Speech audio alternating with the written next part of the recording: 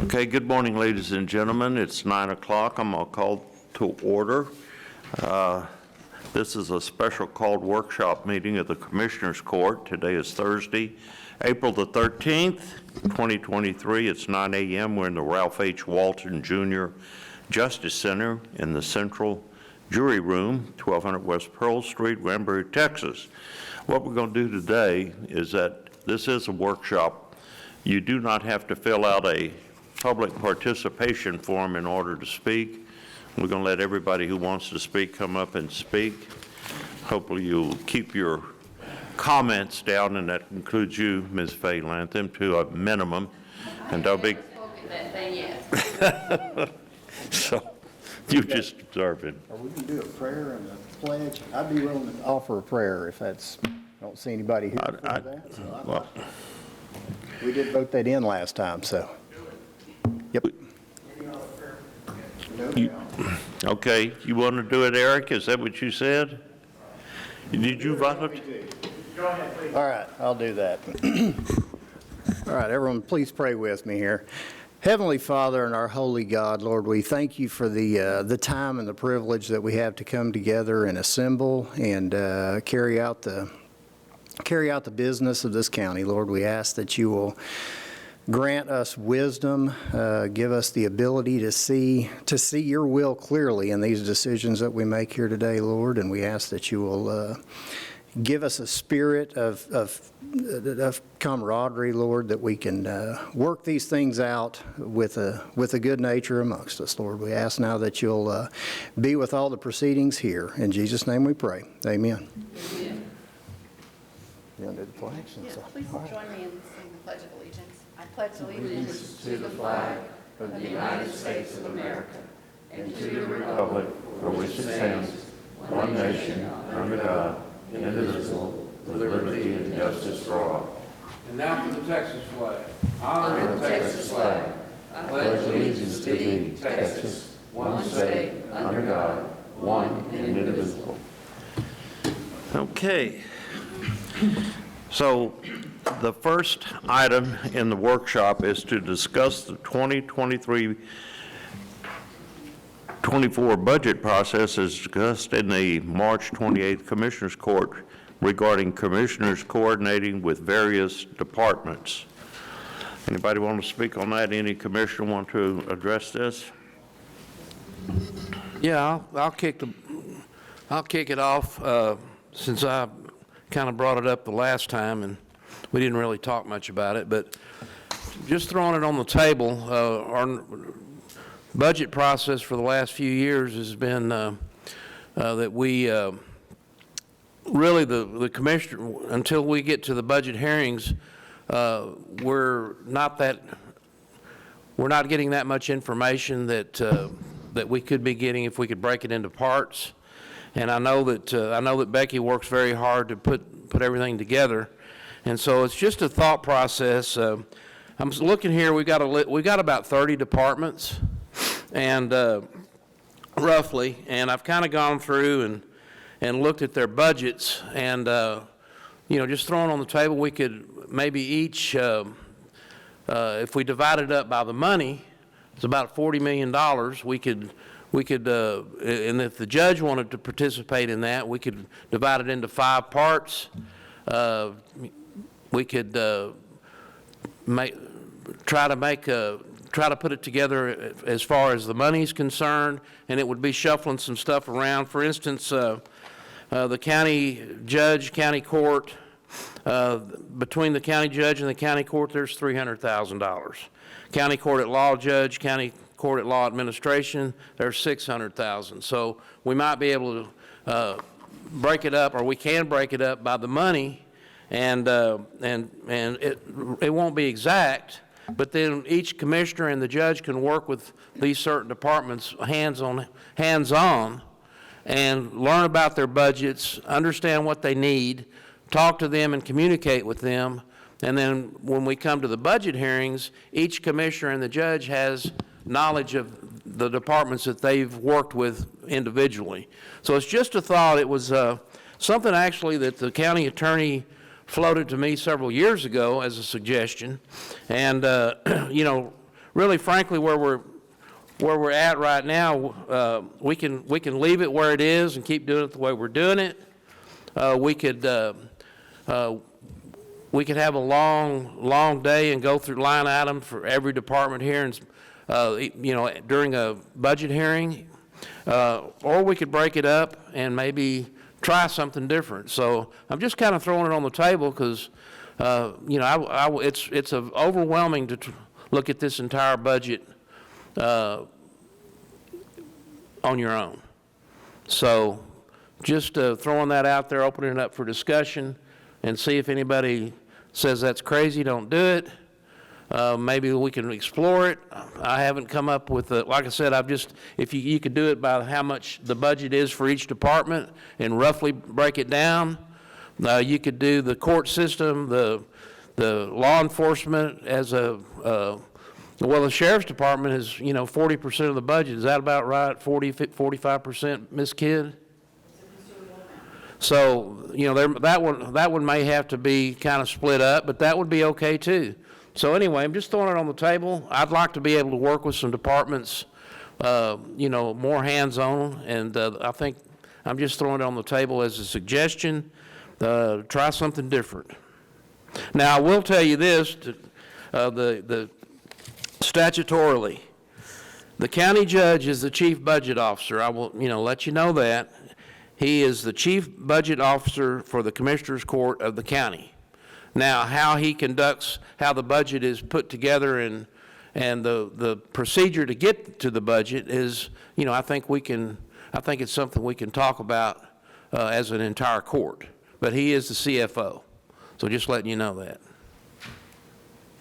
Anybody wish to explore that or comment? Yes, sir. Come on up here. Our Chief Fire Marshal, Jeff Young. I just want to point out, I am not opposed to any changes. I would love to have an ally when it comes to looking at our budgets. I just want to point out, keep in mind, when it comes to the fire marshal's office, I know we were broke out to fire marshal's office and fire protection. Fire protection basically subs out to then 9 separate budgets because we're looking at 9 different departments. So I just want to make that point so everybody's aware that if you draw the short straw and you get the fire marshal's office, dig in and grab your boots because it'll get deep.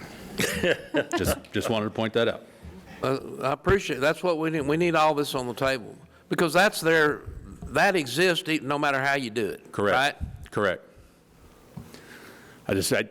Whoever gets stuck with the short straw of the fire marshal's office, it gets mucky. It gets kind of deep because you got 9 different interests on top of the fire marshal's office and everything else we kind of oversee.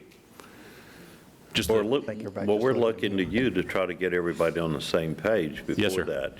Yes, You sir. have a meeting. And just as a heads up, I'm working on asking all of the fire chiefs from all 9 of the departments to put together their budget and their proposals and their projects and everything they want to look at for next year. And once they get that put together, my intention is to call for a workshop so that they have the opportunity to address you and you have the opportunity to ask them any questions that go along with what they're asking for. So Good. that's in the pipe. I just haven't, they're not prepared for that yet. That's kind of what we have been doing, isn't it? Well, that's what we did last year. I don't know that had been ever done before that.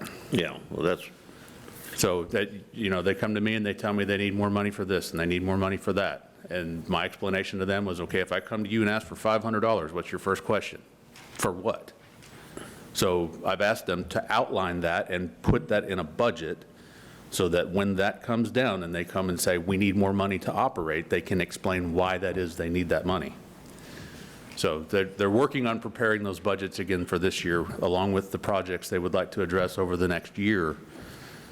And when they get that prepared, I was going to ask for a workshop to discuss that. they're pretty realistic. They all try to kind of work together to try to keep it even among all 9 volunteer fire departments, don't they? Well, and so there has been some discussion amongst the departments during our chiefs meetings and everything else that, does it need to stay even?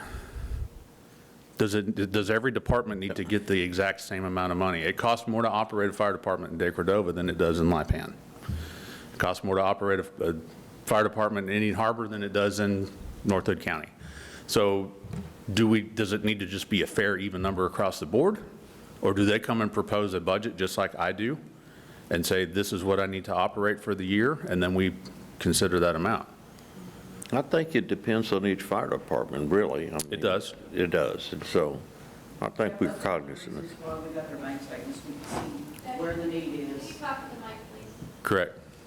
But I can tell you what it is. So this past year, when we started this new budget thing, one of the things that Ms. Kidd asked for is a bank statement from each of the departments so that she can audit them and see that the county funds that we are giving each department is being spent on fire apparatus, equipment. Right, it's not pizza night for the kids on a Thursday. Now, a pizza night for the members on a Thursday, I could see that as recruitment and retention. If you create a family environment in a volunteer department, you get families involved. The more people you have involved, the more people you have responding. So I could legitimately stand up here and defend them spending $250 on pizza on a Thursday night. Them spending $22 on a pizza on a Thursday night tells me they bought one, and that's not going to feed a station. And that's where the audits and stuff started coming into play, like, okay, what exactly are you doing with $22 worth of pizza? So, I mean, Becky did step up when we upped that amount last year and said she would like to audit their bank statements and make sure that they are being spent on legitimate items and not goodwill. And that's because it's 100% county money we're looking at. We're not auditing any of their other monies, just 100% county funds. What they do with other money, if they want to have fundraisers or raffles, we don't care.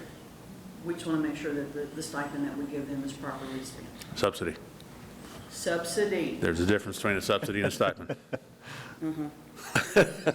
But with that being said, all the bank statements from last year have been categorized. Where did you spend your money? So we have an idea of who needs what. And that was one of the goals, is to see where the need was by what they're spending it on. Right. Thought that would help. So Don't you get those monthly? Sir? Don't you get those monthly bank statements from the? Most of the time I do, and then There's been some people growing like to pains involved. really get on them. Well, write those letters to them and just remind them and have them in the file, you know? No, we have a better option at the end of the year. If I don't have your bank statements, you don't get your, Subsidy. thank you, Subsidy. till I do. So we have a Yeah, mechanism to get them on okay. board. There you go. There is 95,000 encouragements. $95,000 worth of. Yes, sir. That's good.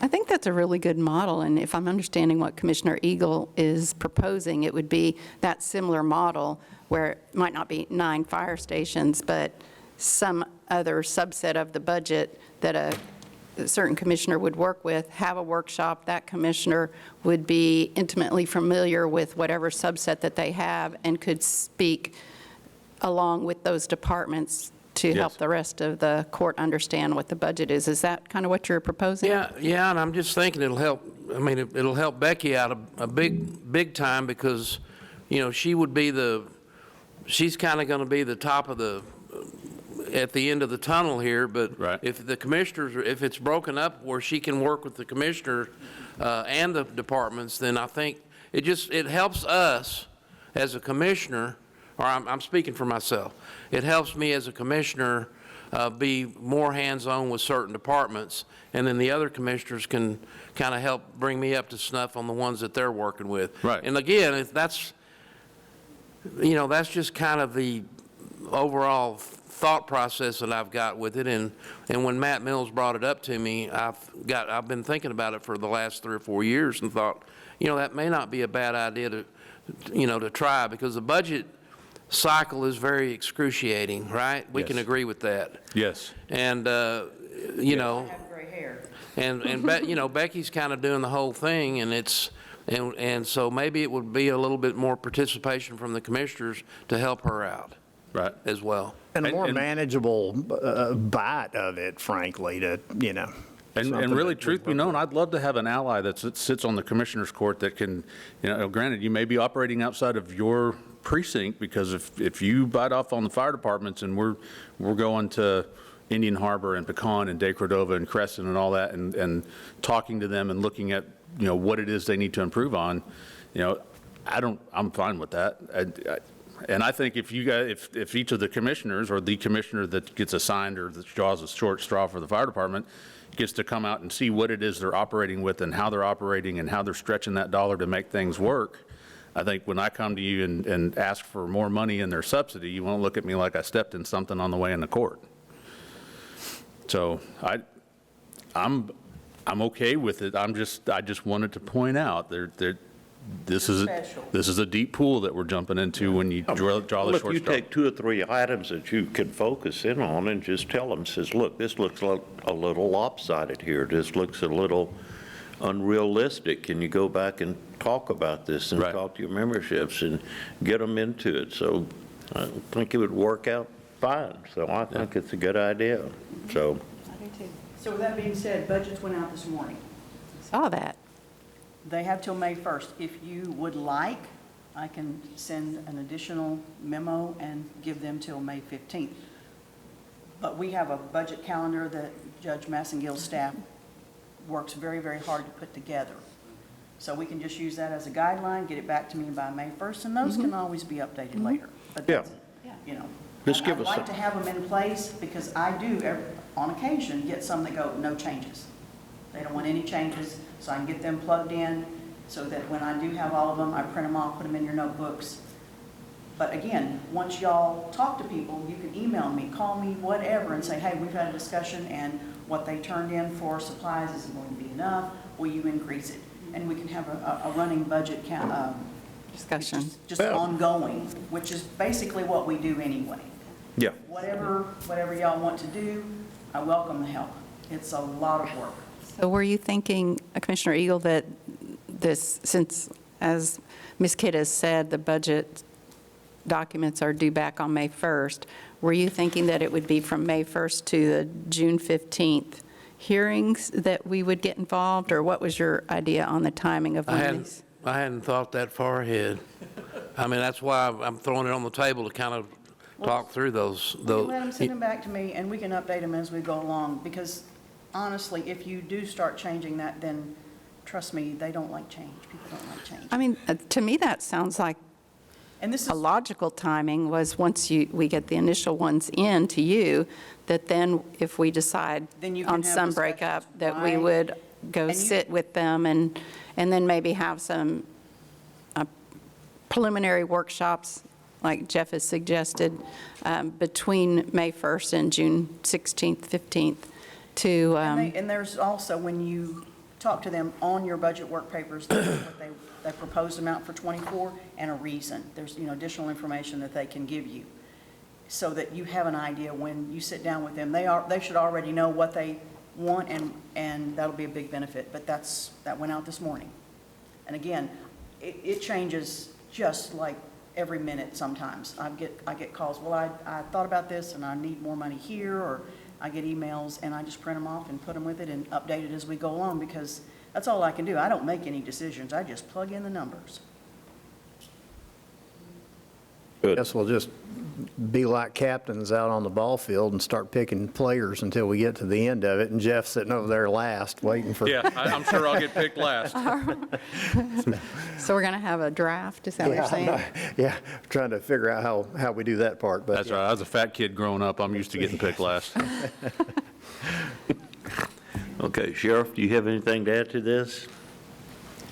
Yeah, I think this is a great idea because,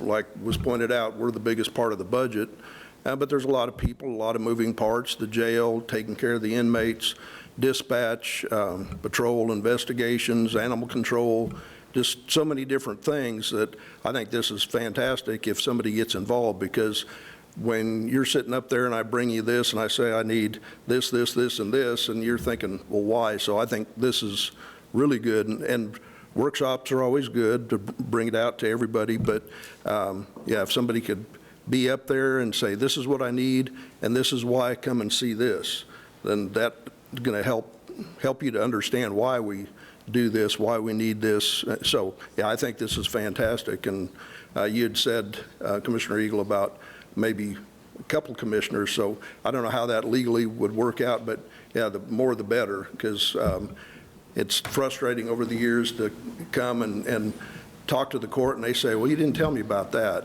Well, yeah, we did, but, so if somebody's working with us, then it'll be a whole lot better. So I look forward to this, so. And I think it would Thank make you. sense to actually have two commissioners dealing with the sheriff's budget, because it's so many, and that's a huge, so to have two of them in there kind of bouncing ideas off of each other. And then, of course, you're still free to visit with the rest of them, so, or us, or however, but I think just that particular focus that, we could spend. Well, to me, like I say, it could not work at all very well, but if it would maybe save us from reinventing the wheel, because, we go around and talk to different departments about different line items, what have you, but if I know that some other commissioner is working with that department, for instance, because we have elected officials, and then we've got appointed officials, then we've got, different departments that are involved in this as far as the budget, then maybe that whoever's assigned to their given people, they can sit down with them and understand why they need it and what they need, and then talk it through before it ever gets up here, that, try to come to some sort of arrangement or agreement. And, we don't have to, we could randomly choose departments where somebody's not accusing somebody of working with their favorite person, their favorite department, or favoritism or anything like that. So I don't want that to be an issue either. But I think we could. I think the sheriff's department definitely would require a couple of us, because you got the jail, you got animal control, you got the the sheriff's department itself. So you've got a lot of moving parts, as you said, and there's a lot to learn. I'm in my 5th year and I'm still learning, and there's a lot to learn in this running in this county business. So if you break it, I always thought of or heard about, you break it into pieces, it's a lot easier to digest it, and that was my thought process. So I look forward to that, so sounds great. Okay, thank you, Sheriff. Anybody else have any comment? Okay, well, no action be taken, but everybody thinks it's a good idea, so we'll get after it. Okay, item number 3, discuss potential alternatives and statutory limitations related to retiring county debt. May cover available investment options with potential returns. You want to kick this off, Ms. Kidd, or you want somebody else to open it up? I believe at Monday, we beat this horse to death. I believe Can you Mrs. speak in the mic, please? thought I had a loud enough. I want to hear everything you say. No, you don't. Good morning again. On Monday, Commissioner Eagle, Commissioner Samuelson, and Commissioner Kevin. We all had a long meeting with our bond counsel. We have come up with some. Separately, I might Separately. add that. Sorry, separately. And I've got a proposal here. There's a lot of moving parts to this still. I believe the consensus is we will pay the portion in fund debt service at the end of the fiscal year and move on from there. I believe that was a consensus. So now I will turn that over to Mrs. McCoy, who has brought someone to talk about interest. All right.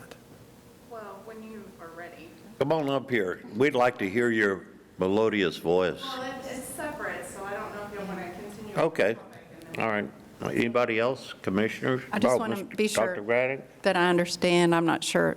So I think what we heard from our financial advisor is based on the way the bonds were issued in 2019, and the way the budget was set, or the tax rate was set, we are obligated to pay what's in debt service, which is the 3.3, 3.4 on the bond, but not the entire 5.1. Is that where we are at the current time? That's my understanding. Okay. Okay, so I think we I definitely, speaking for myself, learned a huge amount over the last week, and I really appreciate Becky and Jim Sabonis's time, because I know it's not easy when you can't get us all in a room and tell us all at the same time. He had to repeat a lot of stuff, but I really appreciate that. I was hoping he would be here today so I could thank him in person. So I just want to please relay that to him, and appreciate it. Appreciate all your work too, Becky. Good.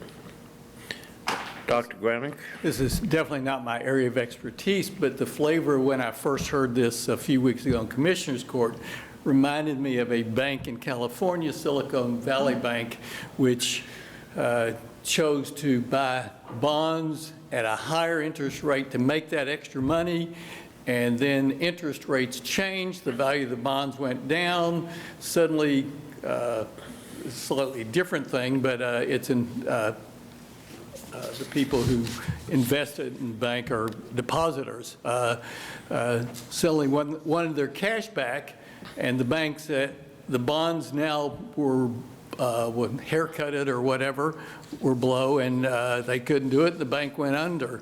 I think we want to protect the money of the citizens of this county as well as we can, so we pay our debt when it comes due, save that interest, and not always try to get that little bit. I certainly personally have had investments that looked great in the beginning, but didn't always end up that way towards the end. So our auditor seems to have an awfully good handle on things, in my experience. So thank you.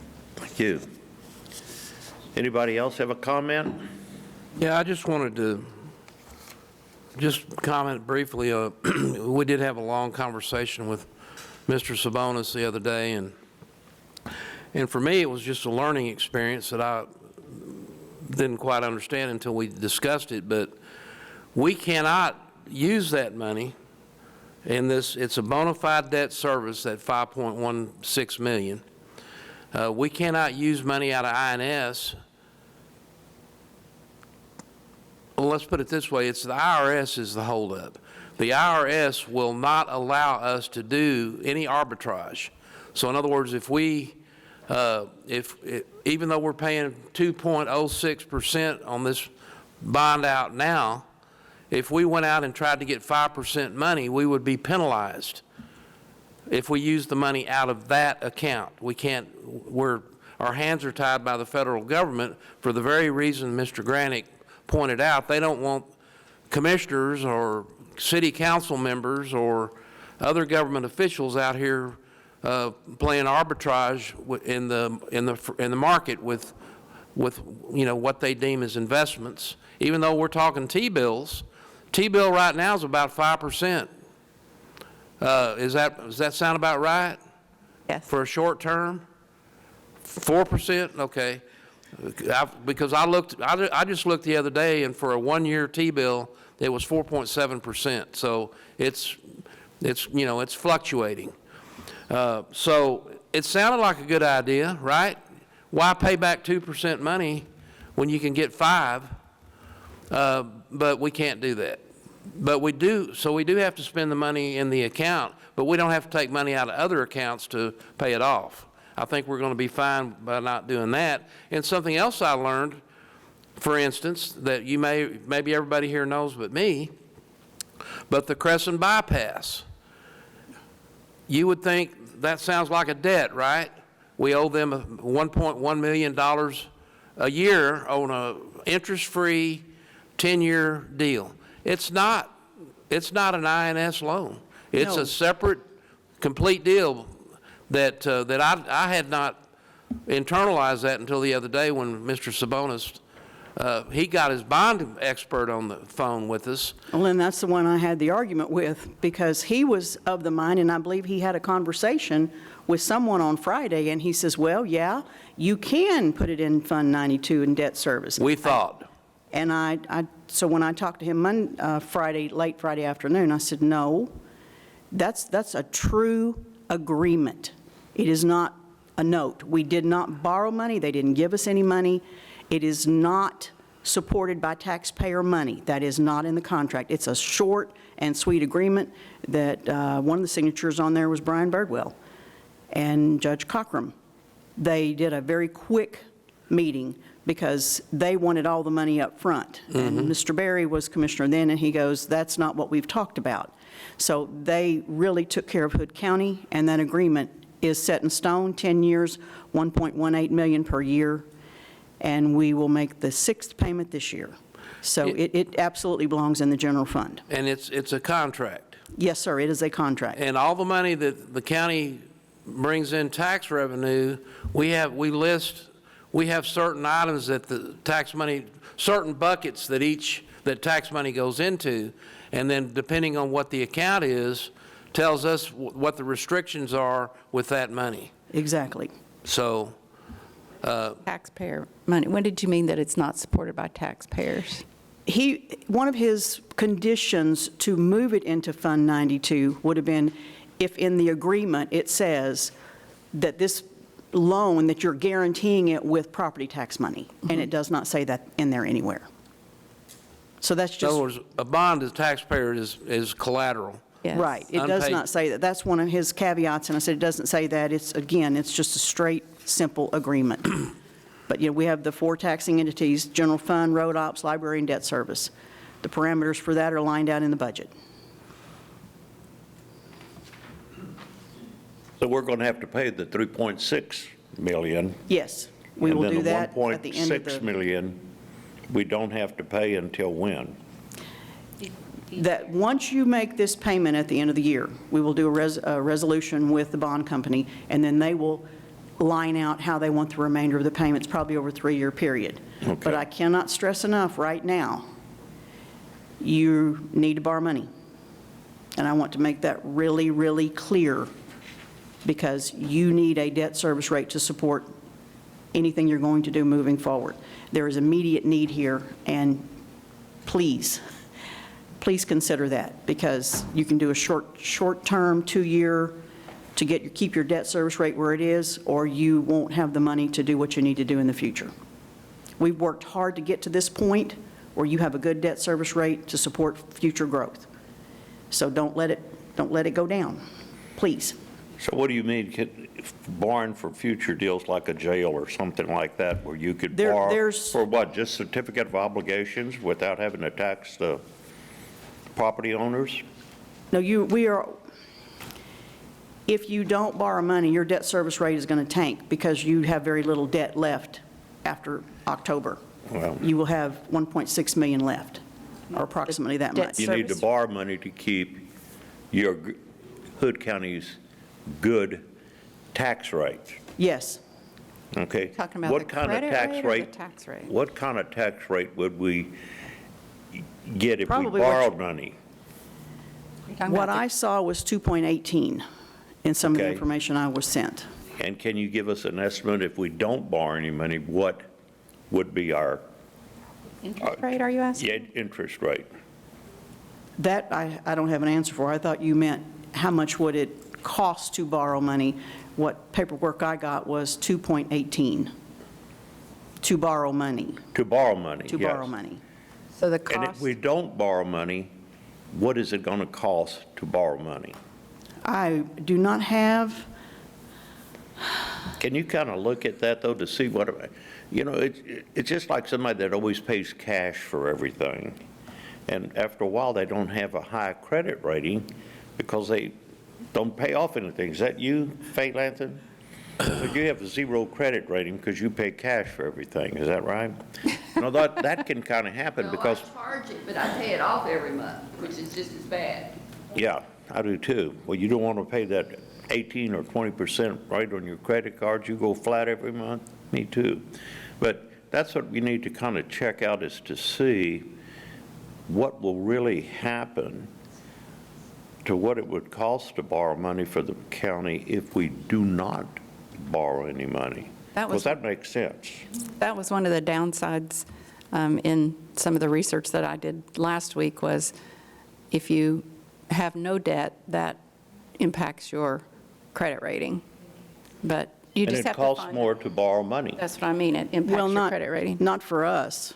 apparently, not when you can get 2.18%, when we had 2.08. So Yeah, I'm very it's just- happy with that rate. Yeah, I don't- That is a wonderful rate to have. Yeah, that's a fine line, and maybe, Well, the point Jim Sabonis made the other day, to clear that up, is we need to carry a debt.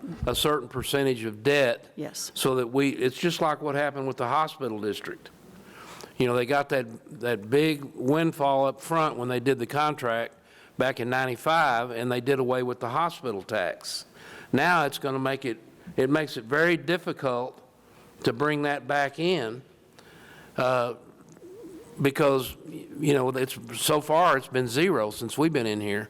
And it's kind of the same thing with this debt service. If we get rid of the debt service percentage of our revenue, then then we need money, we're going to take a hit, and it's going to be in the form of 2, 3, 4 cents on your tax bill. And but you have to also remember, the state of Texas limits us to 3.5% increase every year. right. Right. So borrow money, pay about $3 million a year. That's what we've been doing. That has sustained us for 6 years. When we borrowed money on the library, we paid it off in 3 years instead of 7. We've been prepaying on debt to get to this point.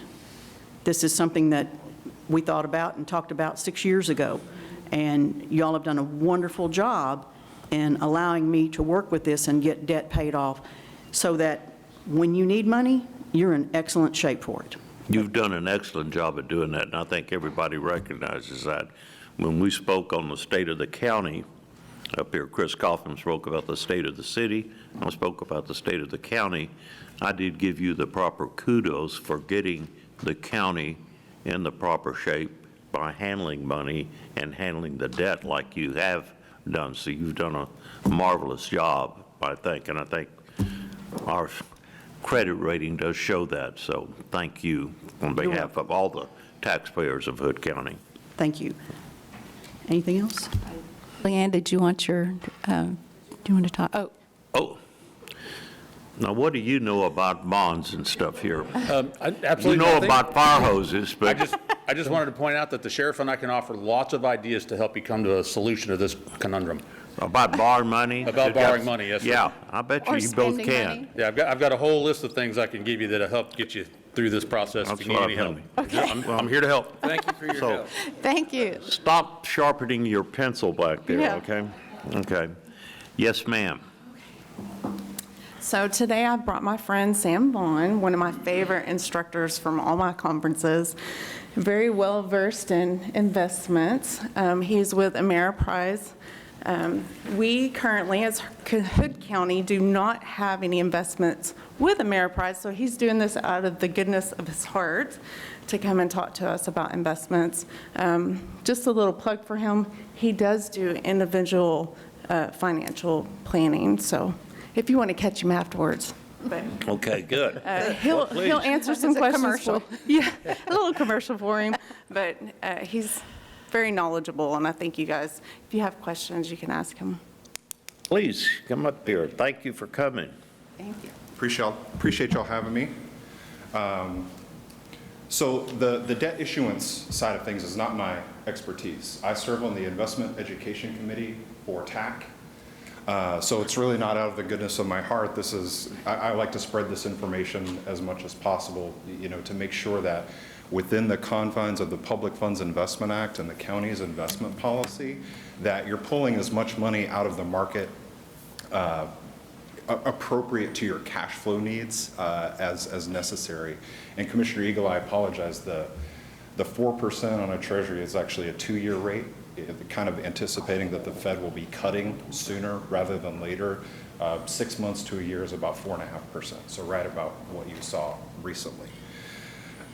So yeah, kind of any questions? I'm really not well versed in how the county invests its money, how it's arrayed. I know that it's using local government investment pools, and since the Fed started raising their rate about a year ago, that's the place to be, right? It's daily liquidity, and you're earning, you know, between 4.5% and 5%, depending on the pool. One reason I always raise my hand is if the Fed starts cutting their rate, those short-term bond interest rates start coming down as well. If they cut their rate to zero, tax pool eventually falls to around zero. So you kind of, depending on what the cash flow needs are for any particular account, you kind of mix the short term with the longer term. And longer term here is whatever the maximum is in your investment policy, whether it's 2 years, 3 years, 5 years, depending on the fund, depending on the strategy statement. So I guess the only other thing to mention, I work with Johnson County, Parker County, Ellis County, so I'm up here a lot. I'm from Glen Rose, which might be why no one here seems to like me very much over the last few years. So that's really my introduction. So I wanted to make sure that any questions you had on the investment side of things with these funds or other funds that I could answer for you, have any takeaways for me that I could do some research for you. You work with Parker County, right? Currently, yes. So I guess I struggle with the concept of beyond short-term of government entity investing anything, but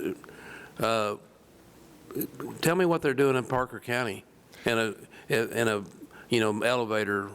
Oh, sure. That's an interesting one because their treasurer just retired. So they have a new treasurer. Their existing portfolio, essentially they have laddered treasuries and agencies with me, and as they mature, I'm basically sending them back to them. So they're not reinvesting on that ladder. I don't have any kind of insight into what they're using the funds for. It's general fund, to my knowledge. So they might be just leaving it at the local bank. They might be going short term and having it at the pools. It's been kind of a strategy change. Johnson County, Ellis County kind of stick to their ladder. They have maturities kind of rolling every 3 months, typically out to 2 years, so that they always have something available as a maturity and can make those individual decisions on reinvesting given the market rate. And again, I'm all about what's the balance between what the market's going to give you and what your local bank is going to give you. So if the local bank is paying 0.25% and you can do a year at 4.5% and it's safe and it matches your kind of liquidity needs, the choice is easy. If the bank is paying 3% and the market has come down to 1%, then it's over here. So it's really about giving the investment officer flexibility and resources and what they're able to do, or the investment committee, if there's a committee in place. So could you explain a little bit about what ladder investments are, please?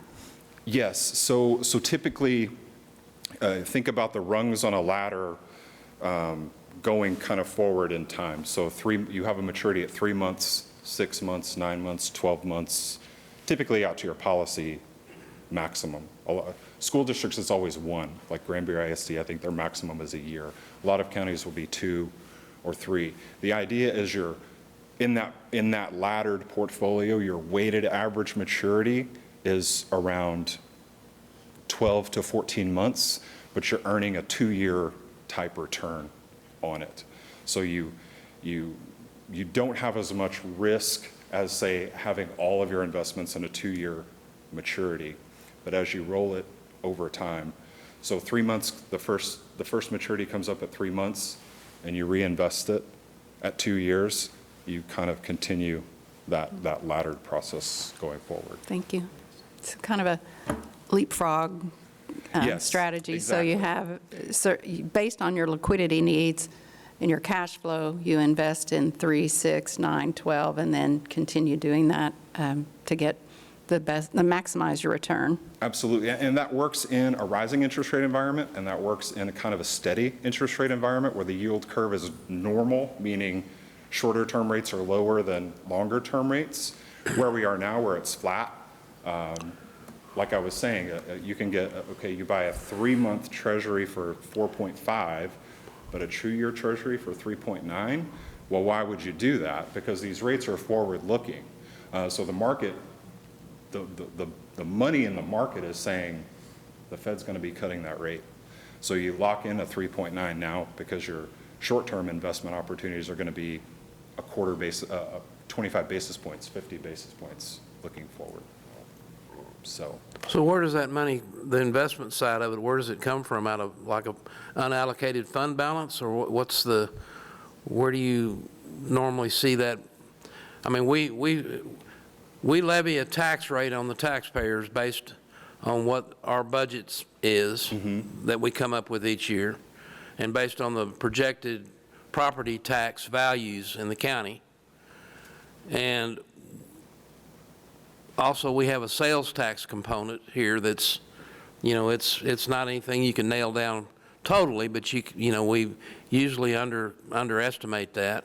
Okay. But I guess where do these other counties, where do they draw from to make investments? Because, that is taxpayer money. And is it out of a fund balance, or? typically what I'm seeing, I hope this answers the question the right way, because I only see it kind of at the end stage, and I kind of take my marching orders from the investment officer. I typically see it as a pooled cash account. So whatever the account is locally, we're mirroring that at the firm. So a lot of counties will have a single account with us that represents a pooled cash account that they have locally, so that we can connect the brokerage account to the bank account. I do work with some counties who break their accounts up into, they have different accounts for their 4 different road and bridge funds. So it really gets down to what the investment officer, investment committee needs that to look like. Setting up one account, setting up multiple accounts. Typically, if you were doing something with INS money, you would have that obviously separate from anything else. But there's flexibility on the firm, whoever's managing that's going to have the flexibility to create those separate accounts for you as needed.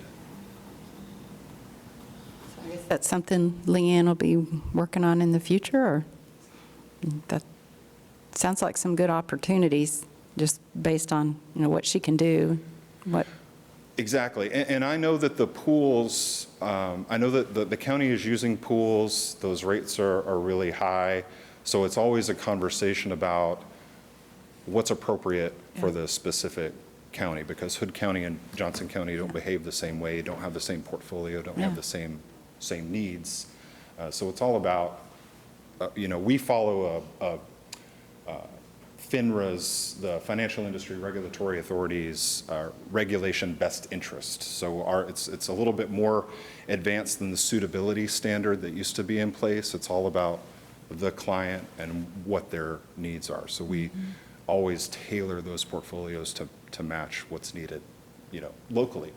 And then you have, always, not just speaking to the investment officer, but working with counties for so long and speaking to so many commissioners' courts, it's like you have a kind of an open channel to me too, as far as coming out, presenting, answering questions, that sort of thing. Okay. Good. Thank you all All very right. much. Well, thank you very much. Appreciate your time.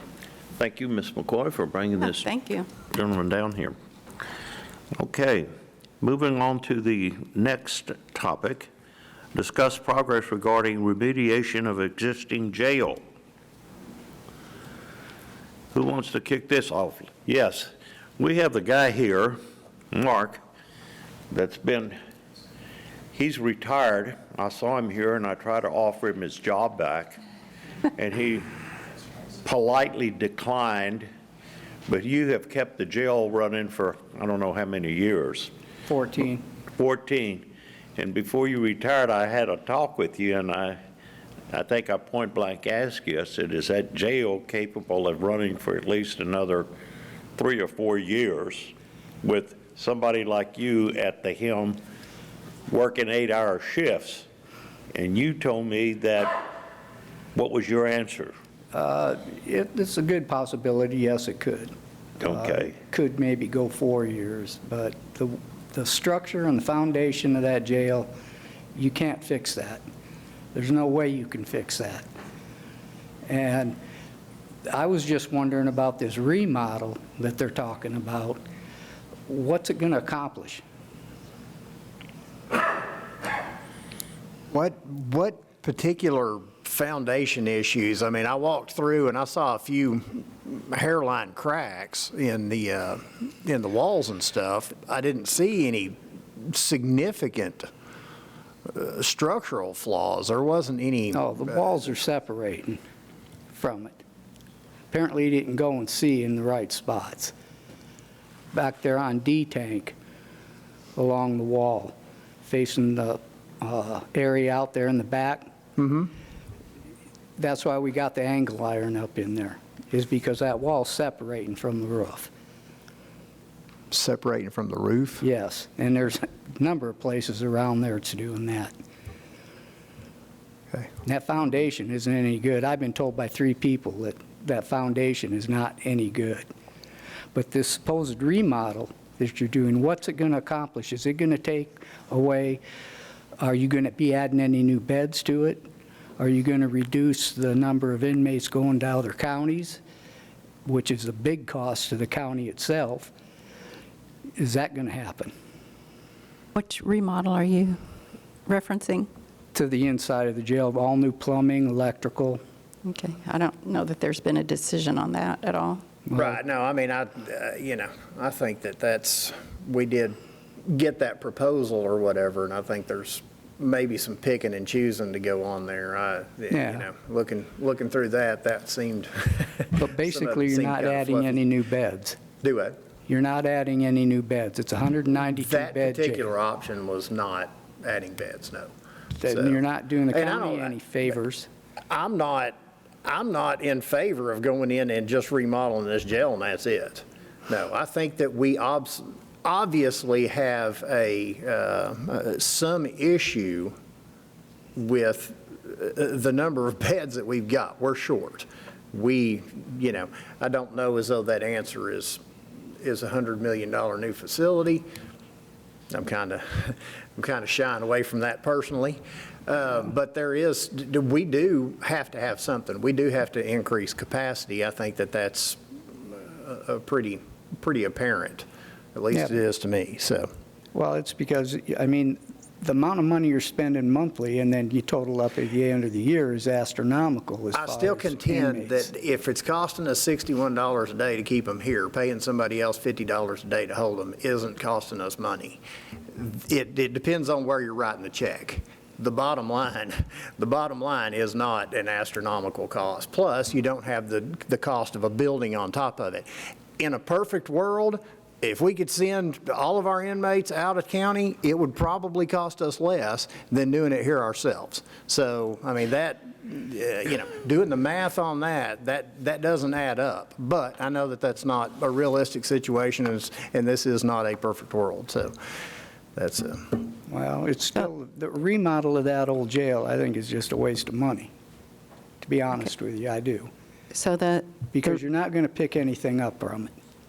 Okay, so what I learned at the workshop that we had on March 1st is that we've got a pretty long road ahead as far as determining what the next steps are on getting more jail, new beds. So my my thoughts were that however long that takes, even if we, and Sheriff's probably going to say, I've heard this a million times, that if we were able to turn the first dirt today, it's still 3 years out. And what I don't want to happen is that jail to fail while we are figuring out what to do and building. So we've got to have a remediation plan to protect what we have while we go down path 2. And that's what this is about, is what are we doing to ensure that we don't have a failure, we don't fail a jail inspection while we go down path 2. We've got to have a two-pronged approach. We've got to fix what we have so that it will last and not fail during the process of going down path 2.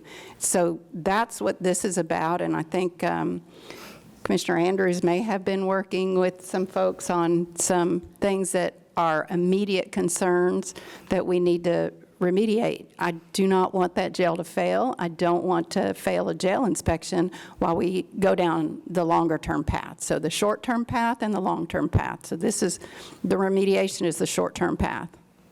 Well, this is why I asked Mark right before he retired. I says, Mark, doing what you did, and I've heard that you and Jay were training somebody to take your place. Can you keep that jail together for 3 years why we build another jail. Oh, yeah, that wouldn't be a problem. It wouldn't be a problem. So what you're saying is, if the foundation is no good, you can't, it's not worth pouring good money into that jail because ultimately it's going to fail. If you don't have a good foundation, there's nothing you're going to be able to do with it. Am I right? Yeah, you're right on that. I mean, if you was to do some of that work in there, you might keep it going a few more years. Other than that, that jail's not going to last. I wouldn't give that jail 10 years with what you're planning to put into it. That jail won't last that long. Why? Are the walls It's too old. crumbling? It's I mean, crumbling. is that, It's crumbling. okay. Well, the foundation's the main thing, you said. I mean, the foundation, Yeah, the walls and the roof, I get that. But if the foundation is no good, Yeah, there's guys out there said that when they poured that foundation, they never put any plastic down to take care of the gases and everything. Because we've dug through there. We had to replumb for the dryers to drain, or the washers to drain inside the pipe chase. Went through, there's no plastic in there. That foundation isn't that thick to begin with. It's not that deep. So if you tried to add up on the top of that, trust me, it ain't. Oh, no. I think that's, yeah, I don't think anybody's shooting that out as any kind of realistic possibility at all to go up. It would be a bad No. way to go. Yeah. So your recommendation is to do nothing while we build a new structure? You're going to And- have, you might have some minor problems with it, but not that many. Not for the money that you're planning to put in for this remodel. Yeah, No. I think that, just take that off the table, because we haven't had any discussion or voted or anything to go forward with the remodel. That's not, as far okay. as I know, in any current plans, but, so this is just about what do we do? This agenda item was just what do we need to do to ensure that we don't have a failure in the current jail? well, here's the deal. You do have to compare with us. What is the best course of action to take regarding the jail at this time? When I talked to you before you retired with Jay, you said keeping the jail together like you do, keeping somebody there at the jail every day, an 8-hour deal, fixing the small things as we go along, you think the jail can last 3 years while we're building a new jail. Yeah. That's what you told me. That's the best course of action, is what you're saying, is keeping that jail together so we don't have to farm out the inmates. You don't shut them out. If you try to do a remodeling, you're going to have to send some of the inmates Yeah. to someplace that it's hard to even ship the inmates to somebody that's willing to take them. So the best course of action is to keep that jail going like it is right now, keeping the same thing for hopefully the next 3 years. And the real deal is to start on the jail immediately instead of just keep kicking the can down the road here and get the jail built while we still have this jail functioning. Am I right? Yes, sir, you are. And the thing is, I mean, me being over there for all them years, you don't know how many years, I mean, consecutive years, I've been told, we're going to get a new jail. We're going to get a new jail. Never has happened. And this time, you guys actually went in and did something about it. You had people come in, they did their inventory, and I know doggone well the price of a new jail scared y'all. I mean, I know that, I've seen the price, and it is big. But it's something that's going to have to be done eventually.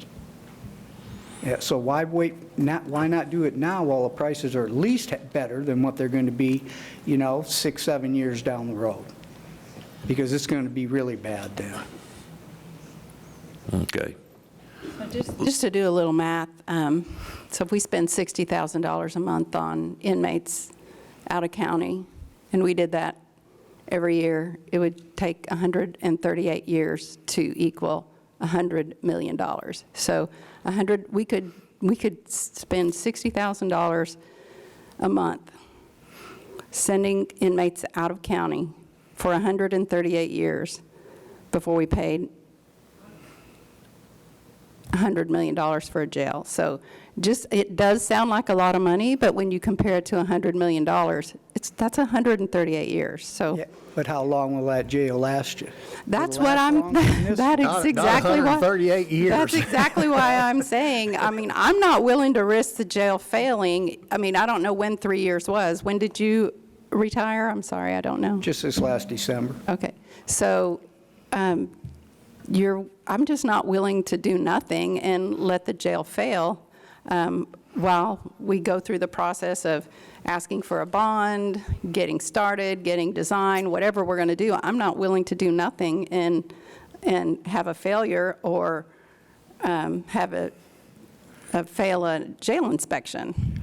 I mean, if it's that bad. Well, what you're really proposing is doing a remodeling. No, I'm not. To that jail. Well, it's either remodeling, or what do you call it if you want to do something to see that it's not? What he's saying is the best course of action is Remediation. doing what he's done for the last 12 or 15 years, is that when a problem arises, is to address it then and keep the jail functioning. That he thinks he can keep it functioning for 3 years.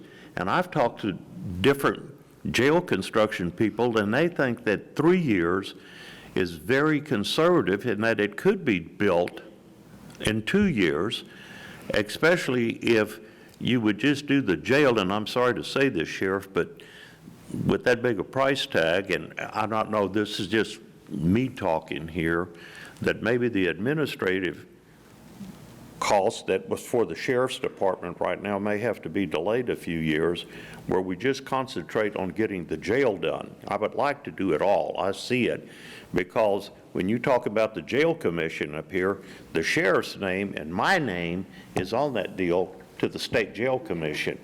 I'm very concerned about it every time they pop in, and thanks to Eric back there and Jay Riley and Mark here, they've passed all these last years for 13 years in a row. So nobody is clairvoyant to the understanding. Nobody wants the jail to fail, but they're saying that somebody that's been down there, what'd you say, 15 or 12? How many years you been at the jail? 14. Only 14 years, every day for the last 14 years. His recommendation is to keep doing what we're doing on the jail, because both you and Jay has trained somebody to take your place. And this new person stays at the jail every day again, watching everything with his roll of duct tape and baling wire up here to keep this thing going, but hopefully we can do it. But it needs to be done now, sooner than later. Correct, in your opinion? Yes. And there is preventative maintenance that can be done. I mean, that's an industry standard in a lot of places, that you do preventative maintenance. So it's not a remodel. That's why it says on here remediation, and there could be some preventative maintenance. So I'm going to just ask Commissioner Andrews if he's checked into some things, because I know he was working on it, and Jay too. Jay, do you want to add something first before he? Yeah, I'd like to talk about remediation for a moment. Okay, go ahead. If that's okay. Sure. I have reached out to some folks. I have been contacted by some folks. The two items that I've been contacted on are the plumbing, and the other one is I've actually reached out. I'm working with Glenn on the outside of the building as far as the ceiling of the building. So I guess what I'm asking for, because there's been a lot going around, I haven't been directed. I haven't really been told, do this, do that. What I would like to see at this point is a scope of work. What are we going to do? It's not my decision. So I'd like to know. I'd like to work with Glenn, and we'd like to secure some folks and be able to give them folks our plan. This is what we're going to do. We're going to do the plumbing. Maybe that's number one. Maybe that's number two. Maybe we want to seal the building first. Great.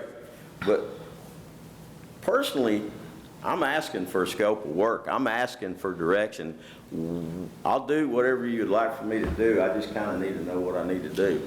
And I know we've had conversations, Kevin and our commissioner, and You know, I think we're kind of in agreement on which direction to go, but I know Commissioner Samuelson and I, we've had some talks. I know you've got some ideas too, and I think you had even found a plumber at some point. I haven't had any contact with that person yet, but if we can do that, you know, and that way we can prolong the jail for the period of time that's needed to prolong the jail.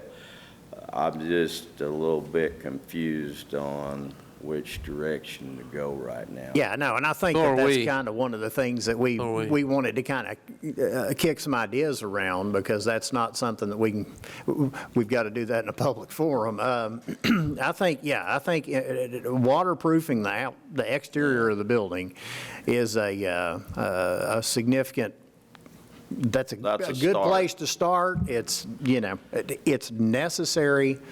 I know that, You don't have to move any inmates right now. You can do that. You can start that immediately. Right, And it yeah. makes an impact on the humidity inside the building. well, and I think if we, you know, at some point, and maybe we go back to the part like we were with the budget deal, maybe somebody take the lead on this so you can get everybody else involved in it, whether it's you, Commissioner Eagle, whether it's any of y'all, wouldn't matter to me. It would help me a lot. And we try to do this, because I know my initial deal on the waterproofing didn't go so well. Had a lot of people turn me down, so now we're going down other avenues, but I think I really do. If we can just kind of at some point lay it out, Glenn's got way more knowledge than I do on the purchasing side, so he might keep me out of the fire on that. So let me ask you this, let's break it down a little bit. The roof on that building, on the jail, how old is that roof? That roof is approximately, I think I finished that job last year. It's a little over a year. So we could call that roof pretty much brand new, right? It's brand new. So we got a brand new roof. And have you looked into, I'm not clear on what you talked about on the waterproofing issue, because we all, at least when Commissioner Andrews and I came over there, I can see, you know, you've got cinder blocks that are porous, and if you've got constant water splattering against it or what have you, it seeps through. Have you looked into and that's on the inside, but on the outside, have you looked into having it sealed? I know that we had some ridiculous number on that $25 million bid that was given to us by this outfit, but I have looked at that. I contacted a local person. We've got two problems there. So one's to waterproof it. We all agree on that. The other one is we're subgrade. And I believe we looked at that. You were with us when we looked at that. So there's some dirt work. We're going to dig it all the way, and it's not just getting a shovel and going down the side of the building and digging it up. We're going to have to pull the dirt back a little bit, okay? So I would say a piece of machinery. But the first guy flat turned me down. He didn't even want to mess with it. Then there was some question. I asked the question, and we didn't really get a real good agreement on it, but I wanted to do all of the masonry around the building. Well, we got to talking about it and thought, well, what if we just do the jail, not the LEC portion? They have the same problem of some seepage and stuff. I know the chief's office is below grade, and I have had to remediate there before. He's had some issues over there, and it's below ground level. So, I mean, it's not just one end of that building. It's basically the whole north side, which it is what it is. It can be fixed, not saying. yeah, that can be trenched out, concrete poured at a slight, you know, just a little bit of an angle and drain it out. You know, and then what Mark was also referring to was, you know, there is no vapor barrier in the concrete, so we're not going to make it tight. That's just that's just going to be the way it is. I mean, you're still going to have a certain amount come up, a little bit, sweating through the floor, but the air conditioner systems, you know, it keeps air moving. It's not bad. Yeah, I would think that once we you do deal have- with the rest of these, the water issues, the humidity issues, you seal that building, you Well, you seal the seal the showers. outside and- And, yeah, your air conditioner is going to be able to dehumidify A little bit, yeah. weeping coming through the slab. I wouldn't worry a whole lot But, about it. and also, you know, I hate to say this, okay? I hate to say this, but my department, I don't have the personnel, okay? So we're looking at contracting all this work out. I just don't have the people. I don't have the equipment. I don't have dirt moving equipment. I'm not equipped to take on. I'm a maintenance department. I fix stuff. I'm not a huge project guy. I don't have the people to do it. I got 3 guys in my department. I don't think the way I mean, from my seat in the bleachers, I would have ever, I mean, I wasn't looking at it to put that on you. Well, You know. nobody did. I'm not saying that. Sometimes I feel like when I start trying to look for bids and I'm trying to get contractors, it's like, well, you know, it shouldn't be that hard to do. Sometimes I look at it as, you're thinking I can do that? Well, I probably could, but you're not going to like the time frame. No, I get that, and like I said, that, from my perspective, I wouldn't have ever thought of putting that on your department. I did. That's probably where that idea came from. I'm Well, like, well, hey, let's see, go out that's there and what's great hire about 3 or 4 commissioners. more people, and we could do that in-house cheaper, but, I mean, you know, heck, there is the issue of finding people to show up and work. That's, Whether it's, contracting it out or what the solution is, I still think we should go down this road to figure out what it's going to cost. yeah, so, I think that's probably a good place to start. Glenn, can you look into Well, getting some pricing on waterproofing the exterior of that building, and I think, That goes back to our scope of work, you know, Yeah. just as long as we're all on the same page. well, and I think, I don't know, up north, in a whole lot wetter climates than we have here, they have basements. And these things have to be treated from the outside for this exact problem, to keep that moisture from wicking through the walls. All masonry products are porous, and water will wick through them and wick into them. So with a basement, you come in with a waterproofing membrane, and you push the dirt right back to it. So I don't know, with as flat as that ground is, you're probably looking at something significant to go in there and run a French drain system or something like that all the way around it. That's probably pretty darn costly, whereas if we could come in, pull that dirt back, waterproof it, and just, get what slope off of the building that we can to keep water from pooling against the building, but waterproof that, put a waterproofing membrane beneath the edge of the soil there and waterproof the whole exterior of that building, and I think that you're going to cut down a significant portion of the humidity problem in there. Yeah, and, not saying any of that can be done. That's a little above my expertise on that, so I'll have to, that's where hopefully the folks we're reaching out to are the right folks. Yeah.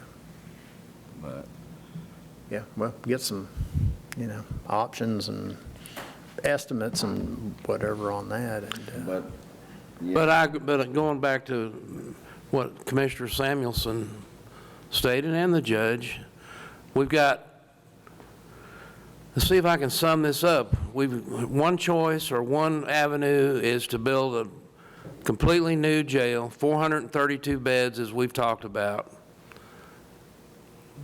$100 million, and that included the law enforcement. I don't know what it would be to separate that out, and I'm not sure law enforcement needs to be connected to the jail.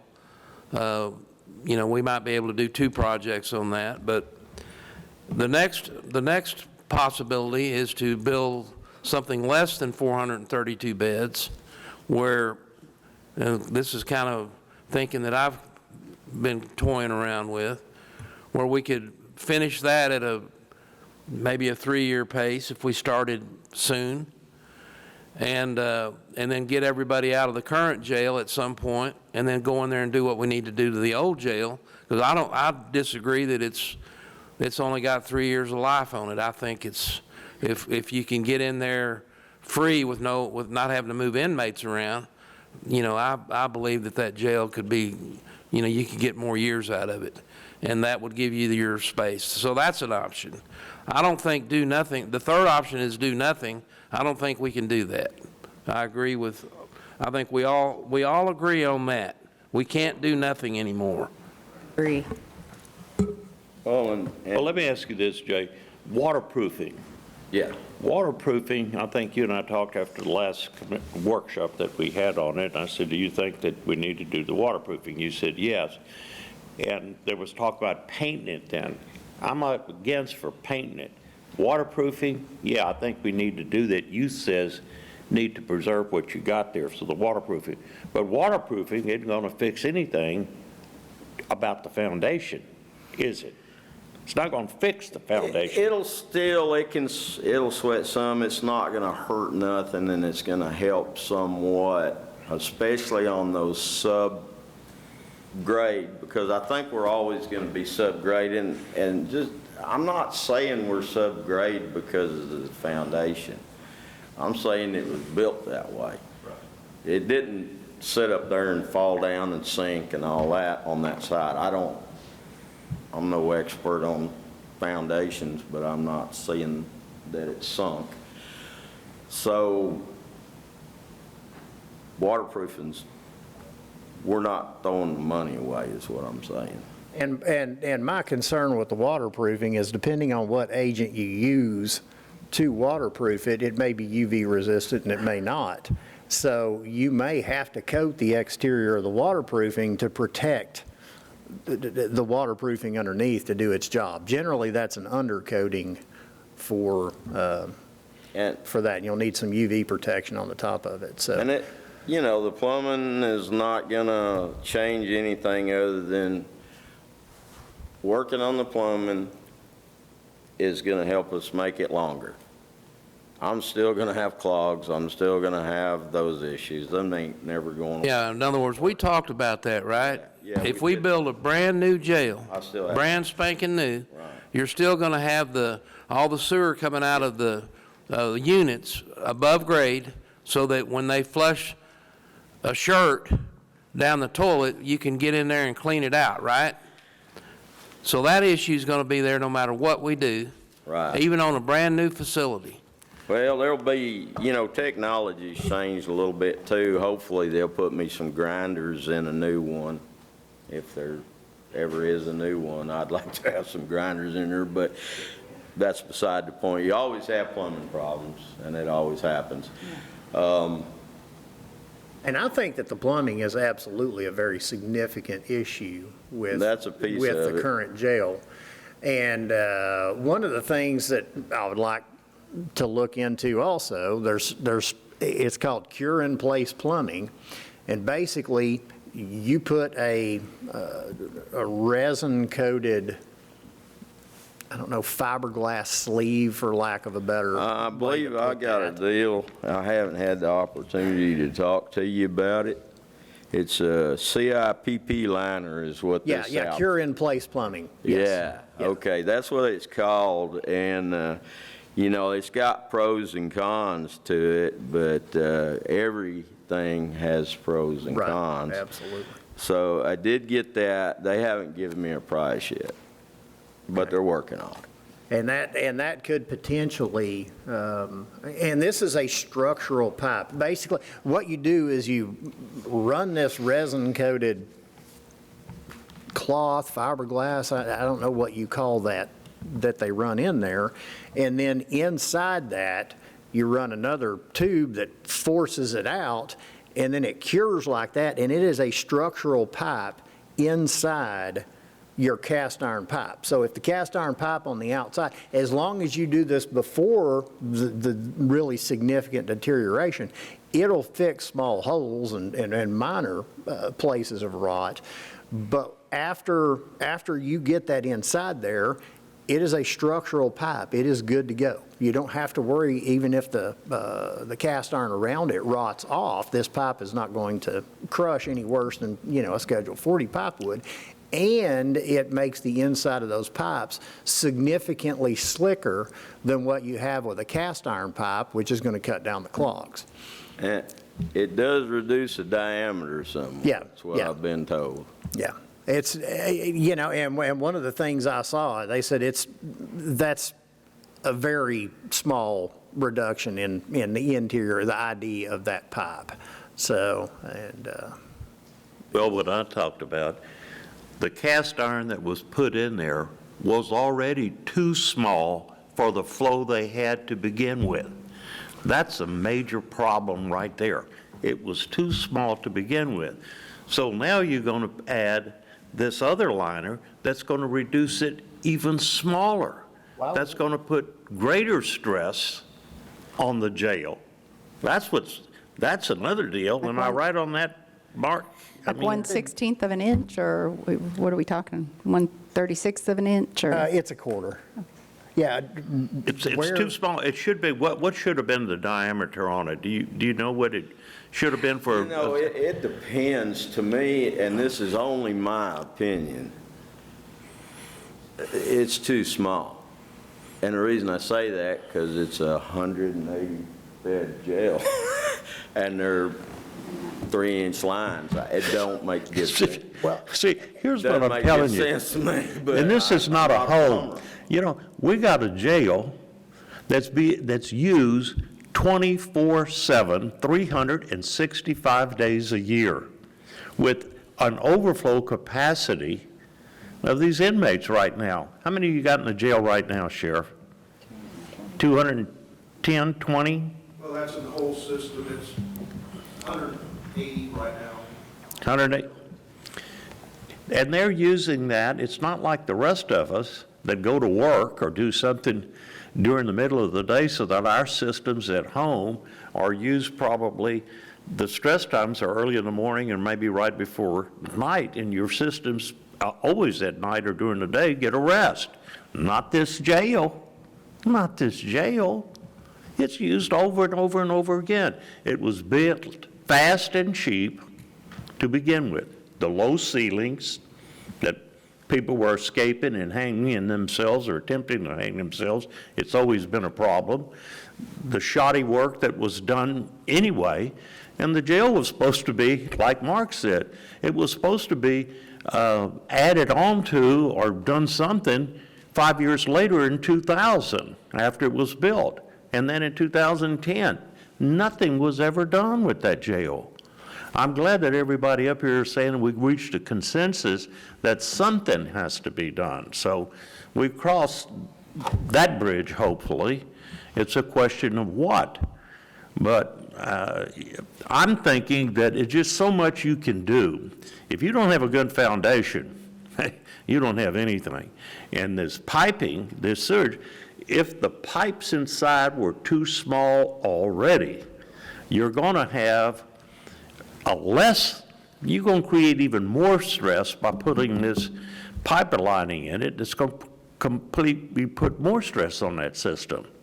I don't would see dare it. say, for one, where is the empirical evidence that this pipe is too small? Where is it coming out all the Well, time as because I it said, can't I'm carry not the a plumber. It was capacity? just my opinion. Right. Well, what I'm saying is for 25 years, I it's thought flowed through AGCM there, so pointed I it don't out. know, for 25 years, it's AGCM's worked. plumbing deal pointed it out. Oh, the AGCM had the plumbing inspector that you They- didn't want to get, Kevin. They That we did. voted to go ahead They and do did say that. the extra 10,000 to do it, and now it's Like I coming in said, very for handy. 25 years, this has flowed through the size of pipes that it's been there. I don't know how you can come, would they build it to a different size now if they built it now? Sure. Well, that's what I'm But, for.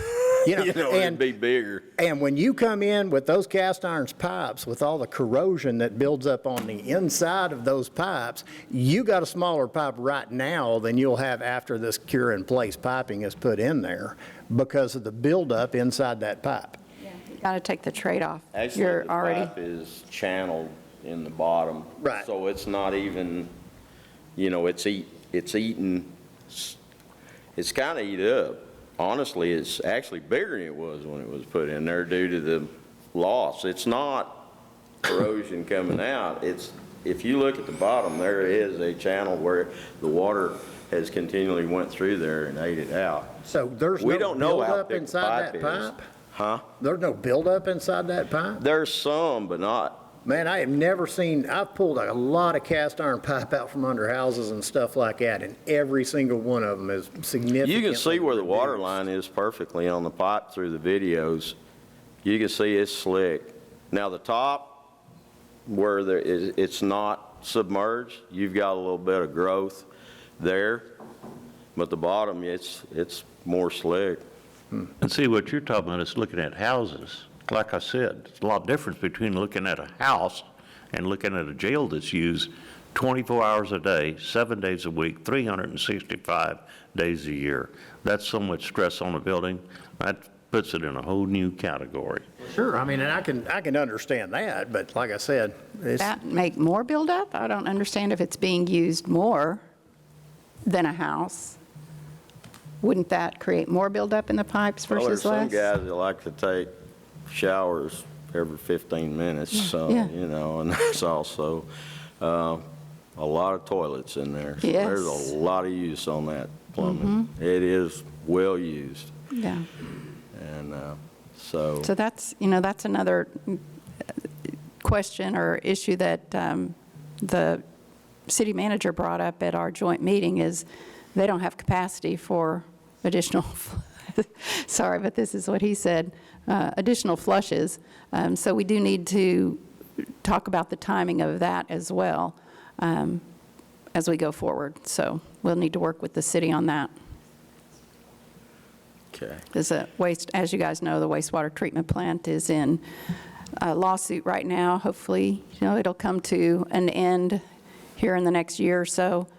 But then the capacity of what's being built, planned to be built for the new wastewater treatment plant may be at capacity as well because of the backlog of permits that have been waiting for the wastewater treatment plant. Did you want to say something? The stuff from this area is still going to go to the other one. I think they're doing expansion on it, but this ain't going to be shipped to that little one out there on the northeast border. Okay. So the one that's already at capacity is where this potential jail would go. So I guess we need to talk to the city about that at the proper time. So what we need is, we need to look at some proposals. You can call it remediation, or you can call it maintenance, whatever you want to call it. You need to get somebody that's willing to step up and say, hey, and we've already got the videos that shows the system. Yeah. Through that jail for that $10,000, they could look at the pipe and see what it is and then see. What I've heard about that lining is that just a temporary fix. That's not any kind of permanent fix whatsoever. So they tout that as a 50-year product, which is the same as Schedule 40 PVC. well, here's the deal. If you don't have a foundation, you're not going to have it. If you think putting that liquid in that pipe is going to make it last 50 years, Mr. Andrews. I would like to have. I'd like to be around here to make that bet with you, and I'm ready to bet a lot of money on that. I would like Well, to have a cash money. structural engineer. Cash money. Let's give it to First National third- Bank to hold the money and pay it to our heirs, okay? That's not going to happen. Listen, I'd like to take a 10-minute break right now, just a 10-minute break, okay? And then we'll come back, okay? Okay, ladies and gentlemen, it's 11:15. Let's go back on, call this workshop back to order. Just want to give you, wait a minute. All right, I'm behind. You're buying? Somebody order steak. Kevin's buying. Thank you. Phased in my fashion person here. Okay. Just a little more information regarding the money part of this. If it's going to take 3 years to get to a point where you break ground on a jail, then you make sure you borrow enough money for 3 years to pay about a $3 million payment. Your bond company will structure your debt so that if you do borrow money in a 2-year period, your first payment will be low, so it won't mess with your rate. Once you get to that point and you get into year 4, you will not have a Crescent bypass payment anymore. And that frees up $1 million for salaries for whatever you're going to need to man your jail. So you have ample money in place moving forward. I just want to make sure you guys were aware of that, that whatever you borrow, it can be structured so you'll never be in a bind. Creston's 27, is it in 27 it's paid off? I make the 6th payment this year, so yeah, in roughly 4 years, you're done. Okay, thanks. Yes, ma'am. It just seems like we're working at this backwards. We should the sooner we decide on what we're going to do about a new jail, then we can decide how long we have to keep the current jail in order. I mean, we don't need to, it seems like we're doing things backwards. You understand what I'm saying? Well, yes, but we're trying to see just to what extent, what do we have to do to the existing jail, because... But we don't have a time frame yet. How long we have to keep the existing jail functional? Well, it is. That's what we're saying.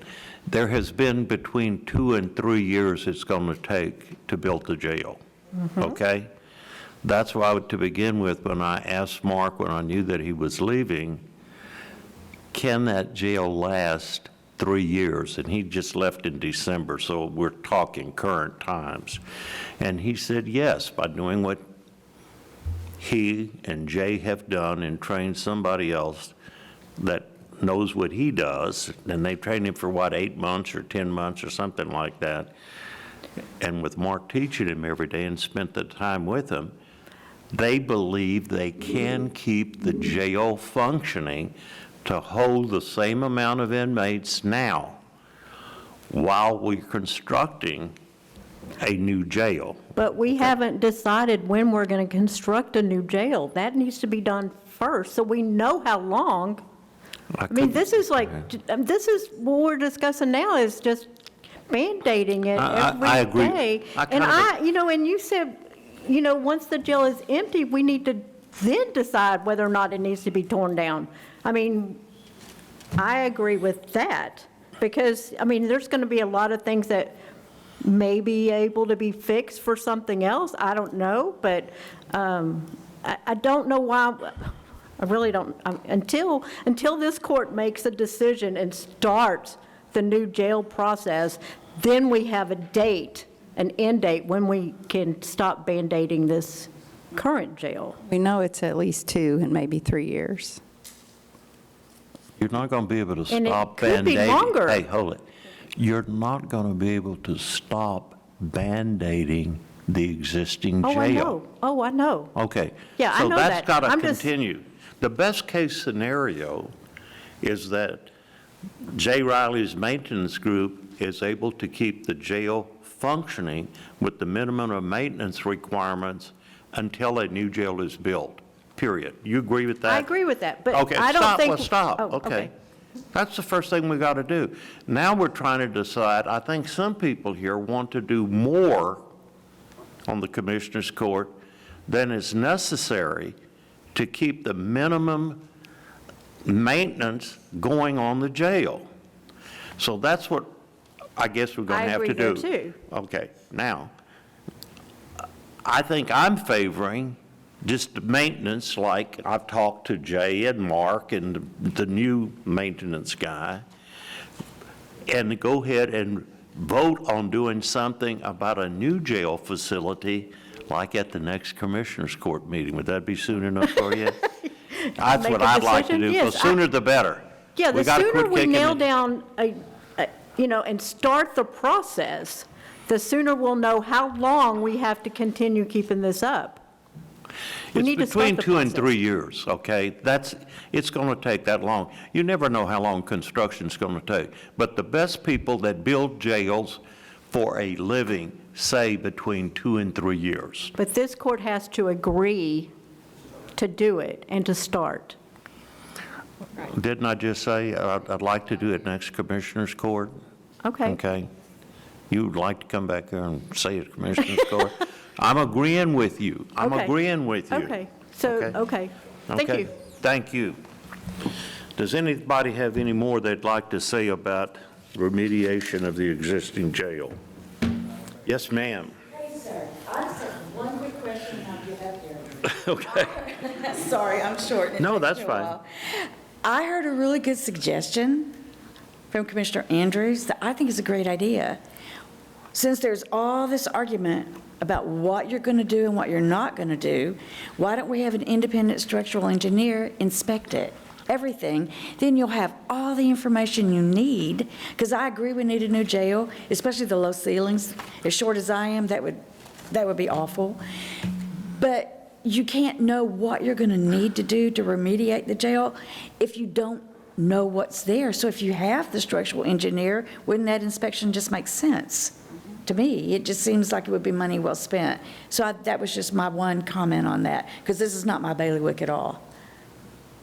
I think that's good, Susan. I believe we've paid We've for done- an evaluation Oh, did you? already.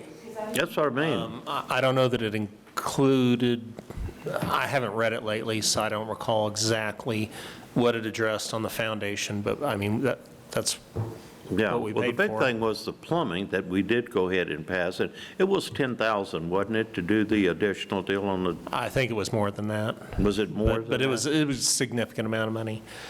But- And basically their recommendation is that the plumbing is at the end of its useful life. Now, their option or their suggestion was to replace it. Cure-in-place piping is another option. I've been trying to find someone that could counsel us on that, that's on a cooperative, because the problem we have in purchasing is if we want to do this, okay, we need specifications to go out for bid to numerous people. Well, we don't have that. So the preferred method is, these cooperative organizations have already bid out people for any service, nearly any service or product that you could ever wish for, to use them to come and do an evaluation and a price that we could move forward with, and they would provide us with the specs that we need. But the cured in place, I wasn't able to find anyone. I mean, the three companies that we did find, weren't able to find them on any cooperatives. But fortunately, on the walls, Jay did know a contractor that was, and so he's reaching out to them. So that helps us, dramatically. But we would like to know from y'all exactly what y'all want us to ask for. Do you want paint? You want weatherproofing? Or exactly what to have them analyze for us, and then we could get that from them at least and come to court. But, we don't want to just go out and ask them and then, find out that it isn't exactly what y'all had in mind. And so that's part of the guidance that we're asking for. Well, I think since this is just a workshop, we can't take any definitive action on that, but I think between now and the next Commissioners Court, I think that's what we should probably do, is to try to make a list of things that you'd want a structural engineer to look at: the foundation, the roof, the plumbing, whatever else on the thing. I think that myself, after the last workshop we had on this and talking to Jay, that definitely the waterproofing needs to be done. That's something that you would need for the next 2 or 3 years to do that. That would help tremendously. And it was waterproofing and painting. I'm opposed to painting. I'm not ready for any cosmetic treatment on the jail. I just want it functioning. So the waterproofing and not the painting type of deal of it. So anyway, I think we can try to get a list together, hopefully maybe by the next Commissioners Court, to have some guidance for you to help you and Jay look for somebody on the thing. That's what I think I hear coming out of this workshop. Y'all agree? Okay? So that's what we'll be working on. You want to say something else? Anybody else have anything else? If not, okay, let's go on to the next one then. Number 5, discuss options and guidelines related to the opioid settlement from the Office of the Texas Attorney General. Who wants to kick this off? I guess I will. I reached out, I wasn't aware of what all these funds were, since a lot of it happened before I was sworn in, so I reached out to the Office of the Attorney General in Texas and the opioid fund management part of that. And what I found out was the payment that we received, the first payment, which was $91,000, was one of many settlement payments that the county will be receiving over a period of 18 years. I didn't realize that it was going to be that long, but there are several settlements that are still currently in process that we have opted in on, and those are still in the works. So I just thought it would be a good idea for us to have a plan in place on what the best use is for these funds. How do we go about distributing, awarding, whatever the word is you want to use, to make sure that these funds go to the best place to help with opioid remediation, opioid prevention, opioid recovery, all the things that are listed in the document that we have received from the Texas Attorney General. So that's why I put it on here. Open it up for discussion. Is there? I have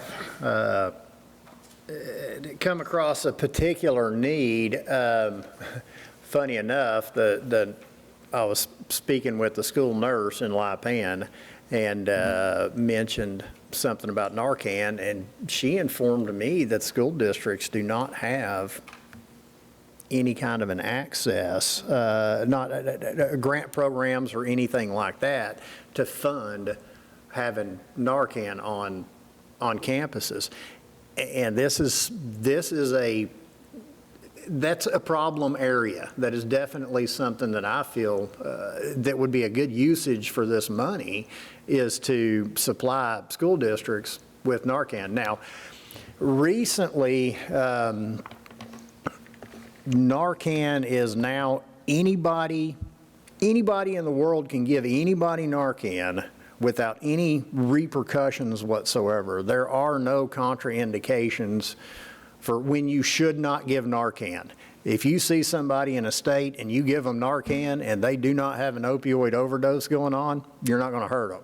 So they have now included that. I don't know if saying that it's under the Good Samaritan umbrella or whatever, where you cannot face any liability for giving somebody Narcan. So just wanted to touch on that. But I think it'd be a real good idea to make sure that our school districts have some Narcan on hands. Law enforcement. I think law enforcement, yeah, deputies. EMTs? EMS, yeah, EMS, law enforcement.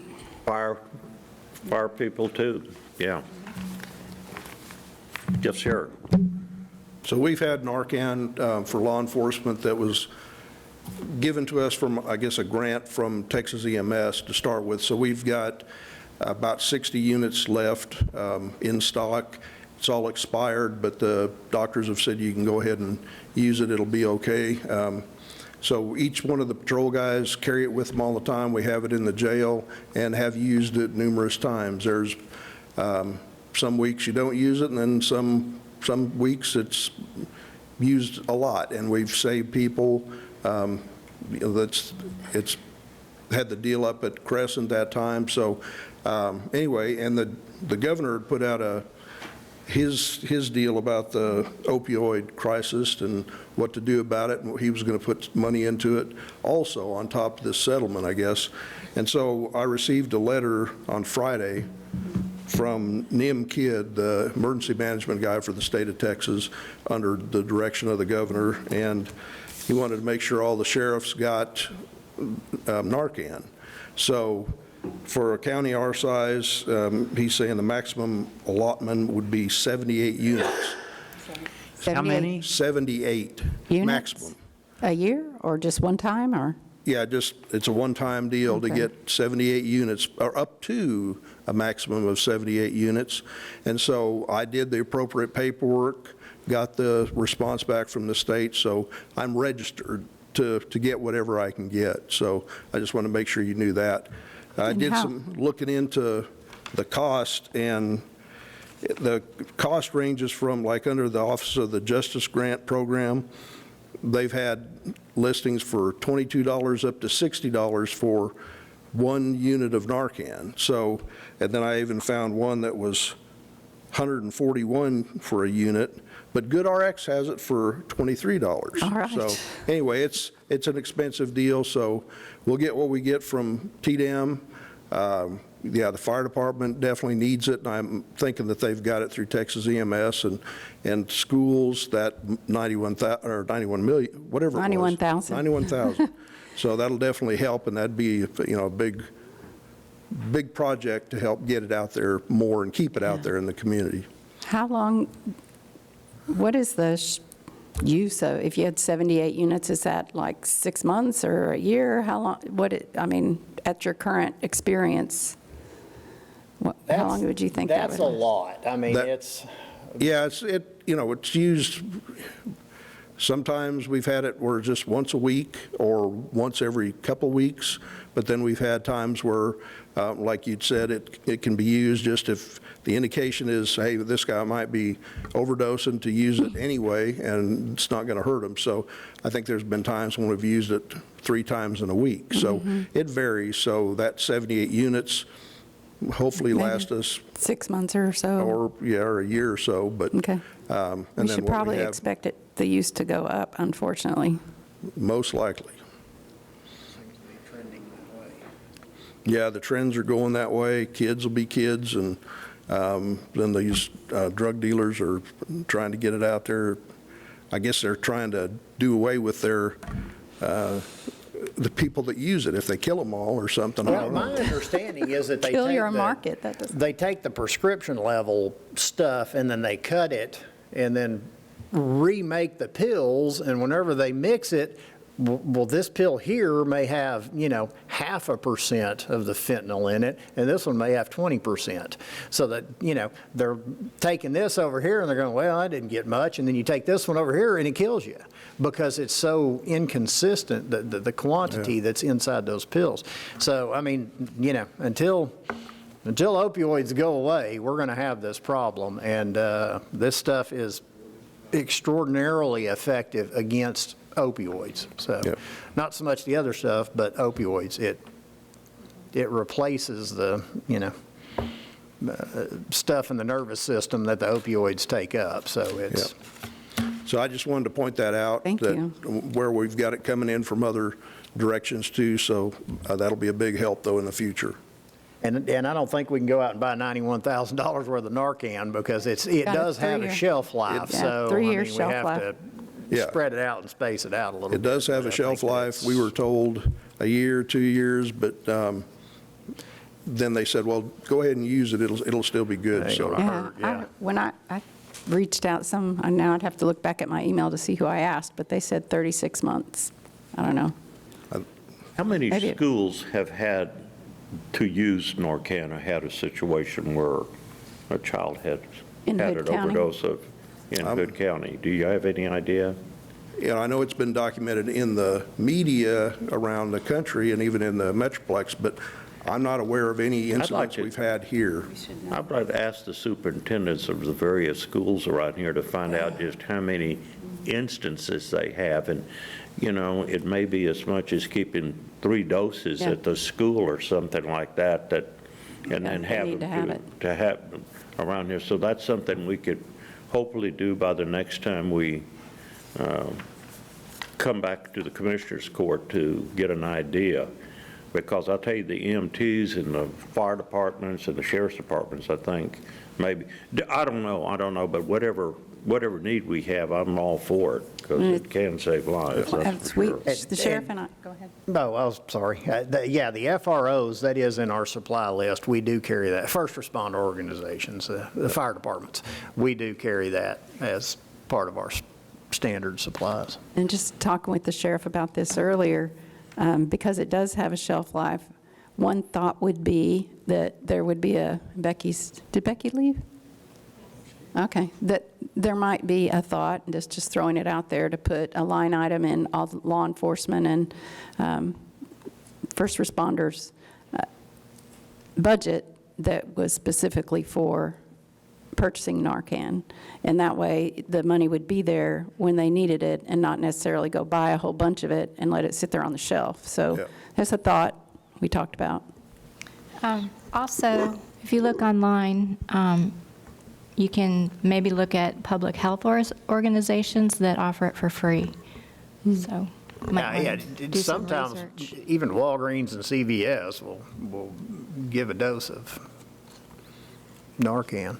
Well, some of the other uses that are on this list that was sent when we got the payment from the Attorney General, medication-assisted treatment, I'm just going to read the bold so that it's too long.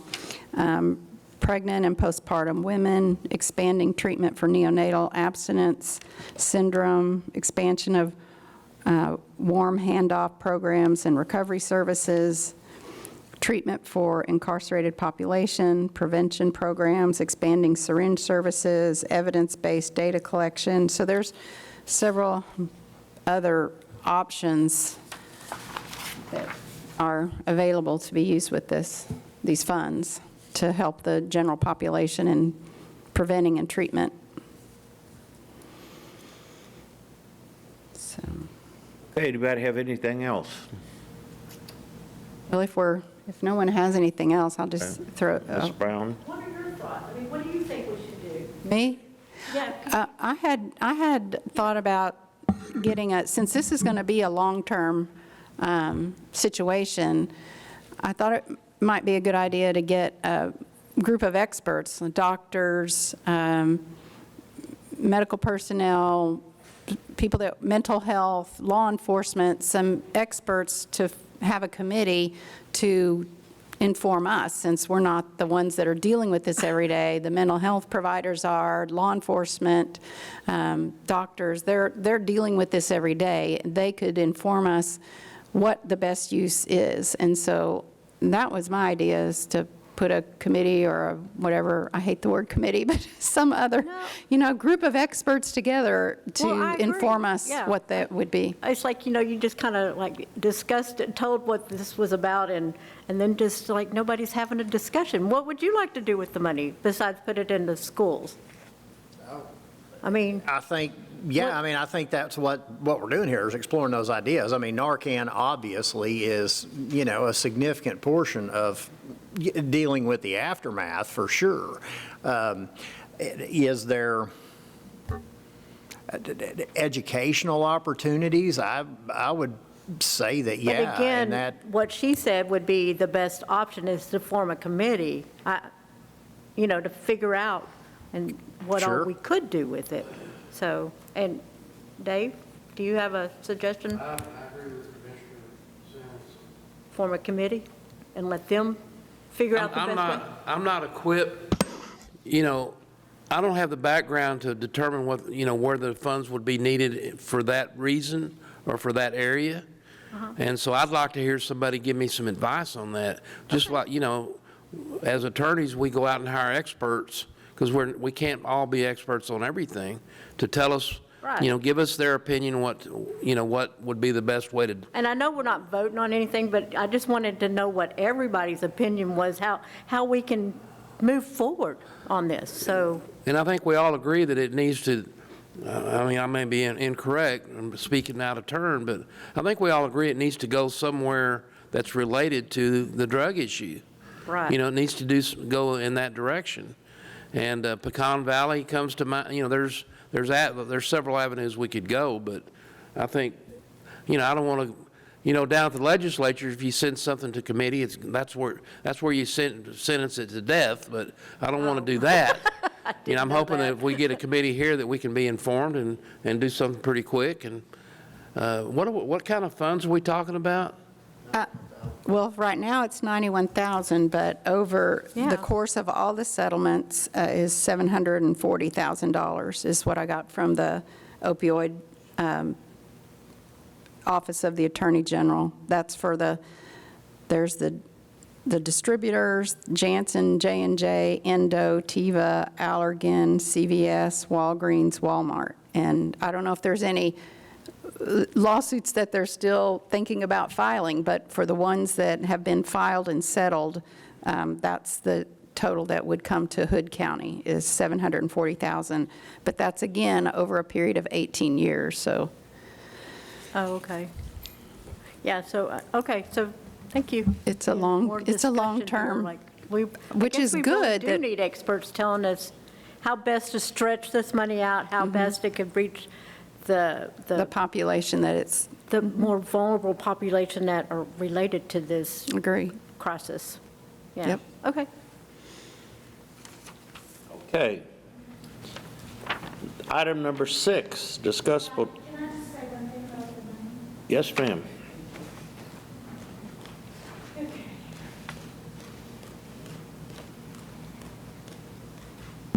So I'm really going to show my age, okay? But when I was young, in the 70s, kind of is when the drug issue exploded. And everybody said that education wouldn't make a difference. But I was in middle school, and they started a program, and they taught it in health. And it wasn't as simplistic as just say no. It was an entire course about what happens to your body and the information that they had at that time. You know, because medical science has made great strides and there's been a lot of changes. So while I know it seems really simplistic, if there's any money left over at all, I promise you it would be beneficial if you started targeting our kids and maybe just had some kind of course curriculum, because I know it made a difference for me and for a lot of my friends. And hey, we were all 70s kids, so hey, it was kind of wide open then. So I'm just hoping if there's any funds left at all, you might consider educationally through the public school systems, because that's probably the best place to put it, and it might be the fastest way to get it out. That's just a I suggestion. agree with that.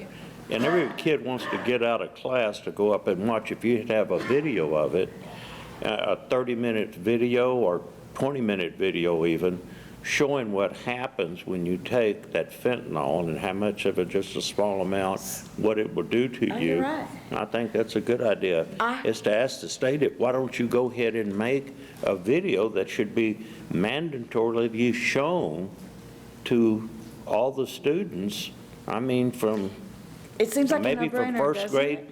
through 12th, I don't know. My 17-year-old grandson is in Texas, and he and I were having a conversation, because, you know, he's 17, and there's just one of those things, and that you have conversations with them about drugs. And I just looked at him, and I don't preach because they just turn off.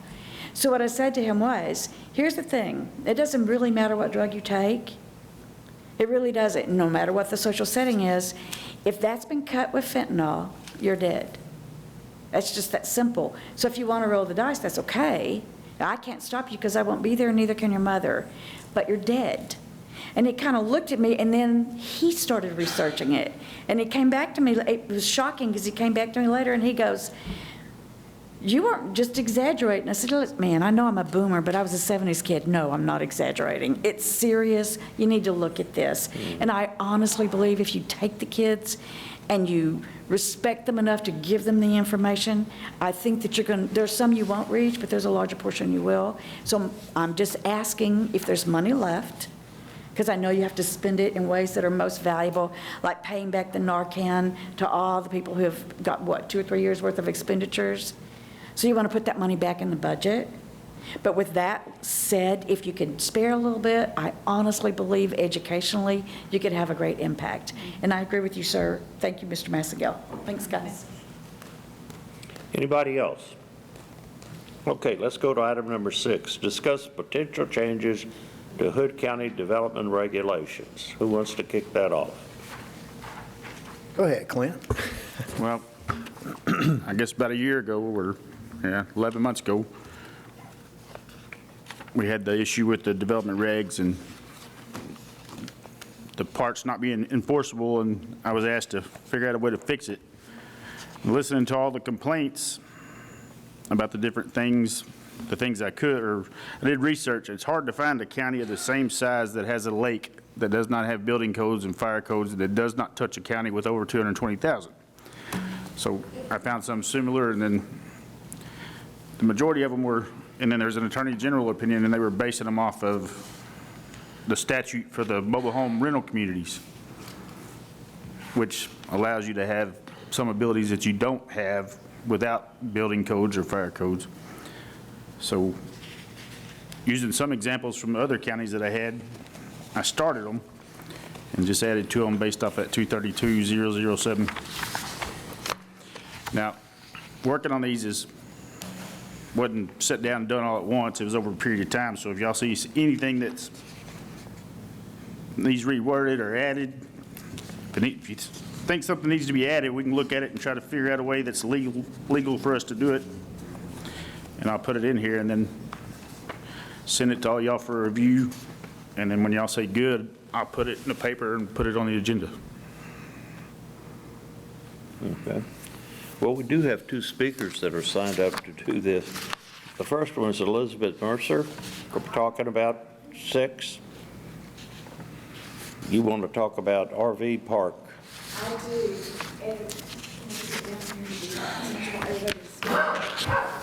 First, just let me say that this is kind of contentious, and I know that. So I also want to make the statement that I honestly believe everybody's trying to do their best. And so I want you to know that I'm not angry per se like I was the first time we all appeared here in court, but I do have some concerns, and I'd like for you guys to look at them, and I'd like for Clint to look at them, and I feel like he will. And the first one for me is the gate size. So I recognize that there's a limit to what you can put on there, but I would like for that to be as large as you can make it. 40 foot would work for me, and here's why. Because we have a new RV park at the end of our dead-end substandard road area, it also has a very small gate, and it's in La Pan. And here's why I'm really worried.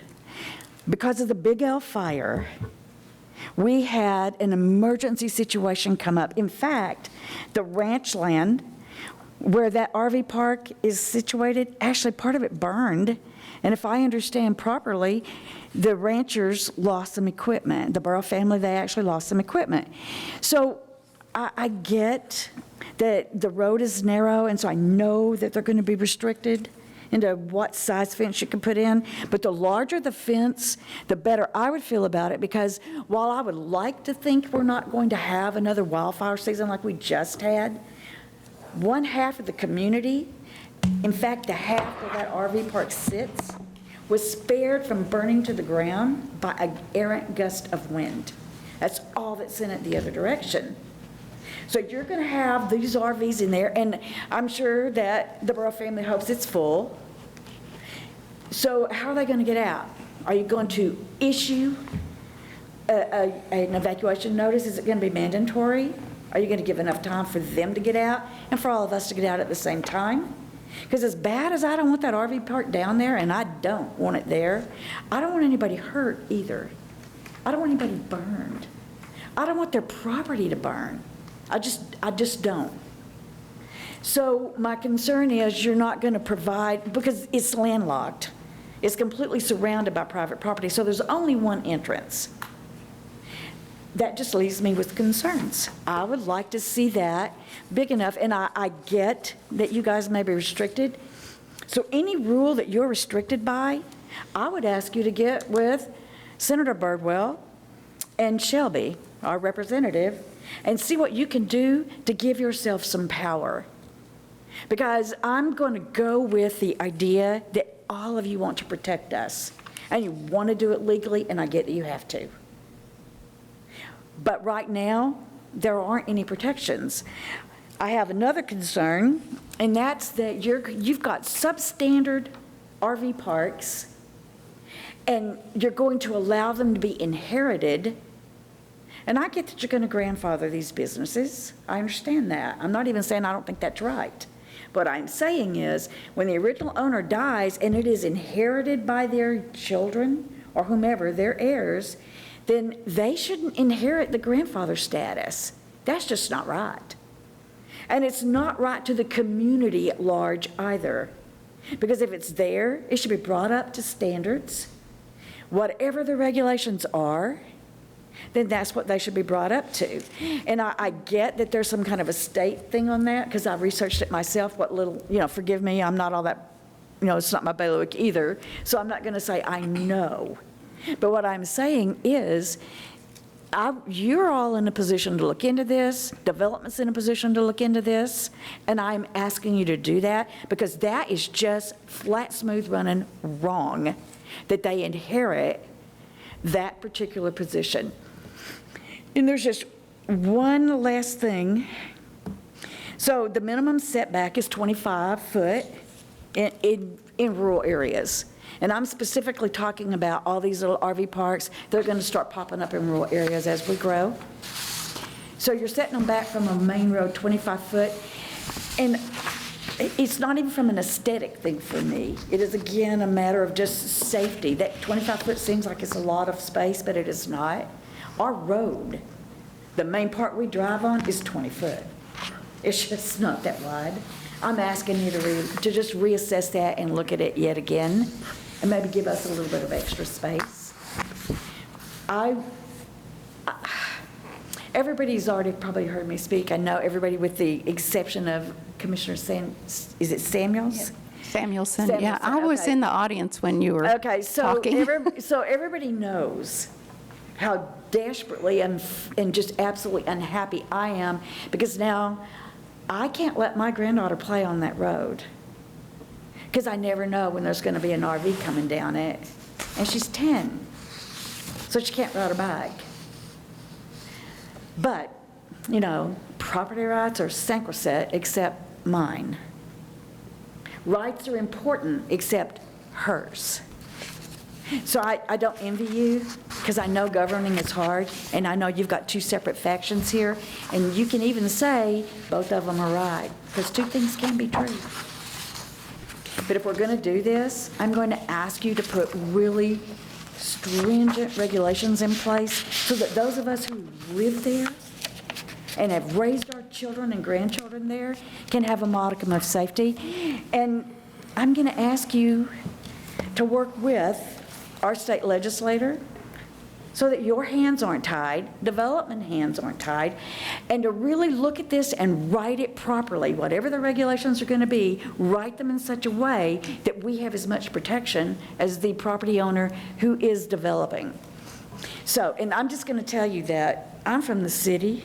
I'm very much an urban girl. But when I came here 37 years ago, I was taught by my neighbors, who are wonderful people, there are rules of the road. When you live out like we do, when you live out here, as everybody likes to say, there are things that you do. You don't mind other folks' business because they can pretty much take care of themselves. They don't need your input. And if somebody needs help, then you help them. If you're driving down the road and your neighbor is putting up a fence and you can, then you stop and you help. And you don't do anything negative that hurts your neighborhood or your community, or whatever word you want to use. So our community was betrayed, but not necessarily by you. Our community was betrayed by somebody who broke the rules of the road. We don't have any choice now but depend on you guys. And I know that's an unfair position, because I'm sure the other folks disagree with that statement completely. And so I don't envy you. All I can do is ask you to please look at these regulations and write them in such a way that we have some protection, because he can still make money. But if you did it right, we could still let our kids play. Thank you. Thank you. Let me address that before the next speaker. Let me address some of her things before the next speaker. Well, I had a question about on the you have addressed transfer of ownership, but I didn't know if that. Family to family is exempt under the state code. So transfer title. I know there's some probably people here that wasn't here last time, so I just want to specify or get out here and be clear of something I've said before. A home rule city and a county are two different beasts. A home rule city can do anything they want with their regs until the state says no. We can only do what the state says we can. Right. Right. Now, the gate size, we can't control the gate size, but these new regs require a dedicated fire lane easement either by plat or by separate instrument. That gate cannot be in that 24-foot fire lane easement, that's the max. The building line, the state only allows a maximum of 25 foot on a rural street. We can't do it anymore. So this is really where I am asking all of you to get with the state representatives. Because if you legitimately, legally can't do the things that you need to do to make sure my community is safe, then you need to go and find out why you can't. You need to go and find out what you need to do so you can, because you can bet I'm going to be calling. I can promise you that. But I'm just an unimportant person. I am nobody. You people are elected officials. You're who we serve. Thank you for that, but I'm still nobody. So but I'm asking you, because, see, I'm not blaming anybody here. I'm saying there's a real problem. And I have legitimate concerns. So I'm not throwing rocks at development. I'm not throwing rocks at you. I'm asking you, though, to help us. And if you can't do it, there are state reps who can. If Brian Birdwell can be moved by the people of Johnson County to make changes in the way cities can grow, then I feel like some of you up here can probably move him to give legitimate, not overwhelming, not overreaching, but legitimate regulations inside the county to manage our growth. And that's all I'm asking you to do. So thank you. Something else about building lines. If we haven't expanded our roads within 2 years, they expire. What does that mean exactly? Means basically there's no way to enforce them.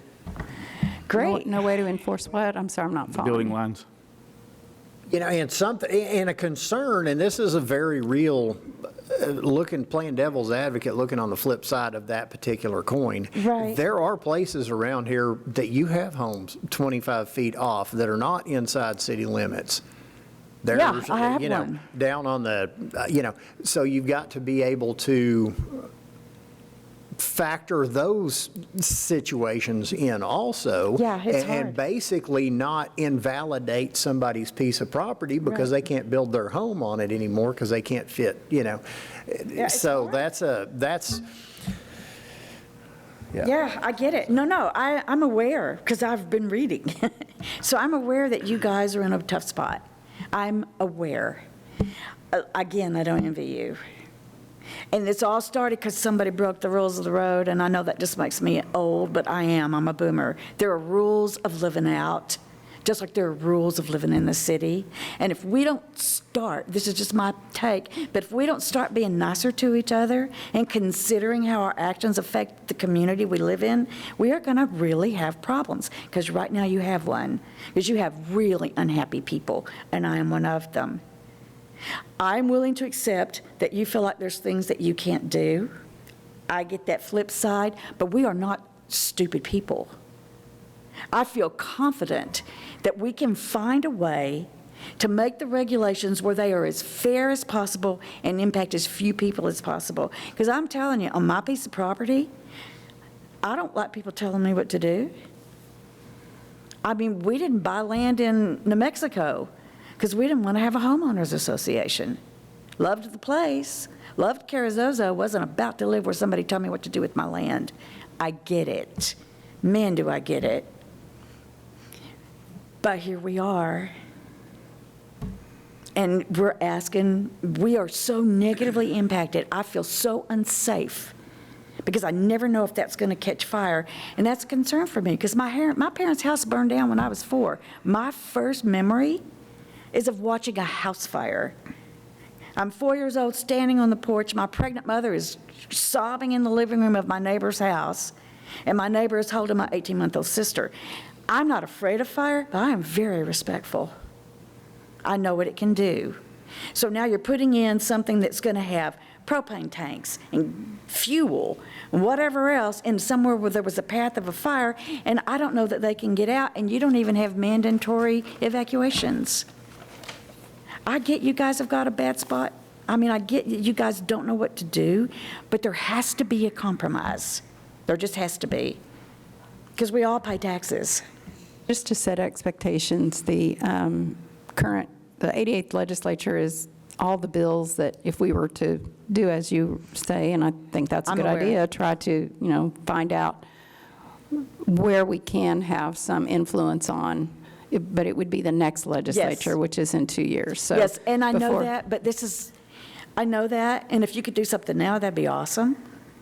And I certainly want you to. But I also know this is a long-term problem, and the county's not going to do anything but grow.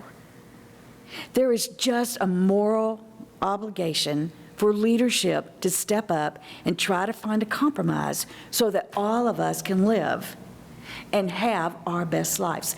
Everyone in America is entitled to life, liberty, and the pursuit of happiness, constitutionally. So when you talk to me about the Constitution, and I am a deep respecter of it, remember that I have just as much right to be happy as that property owner does.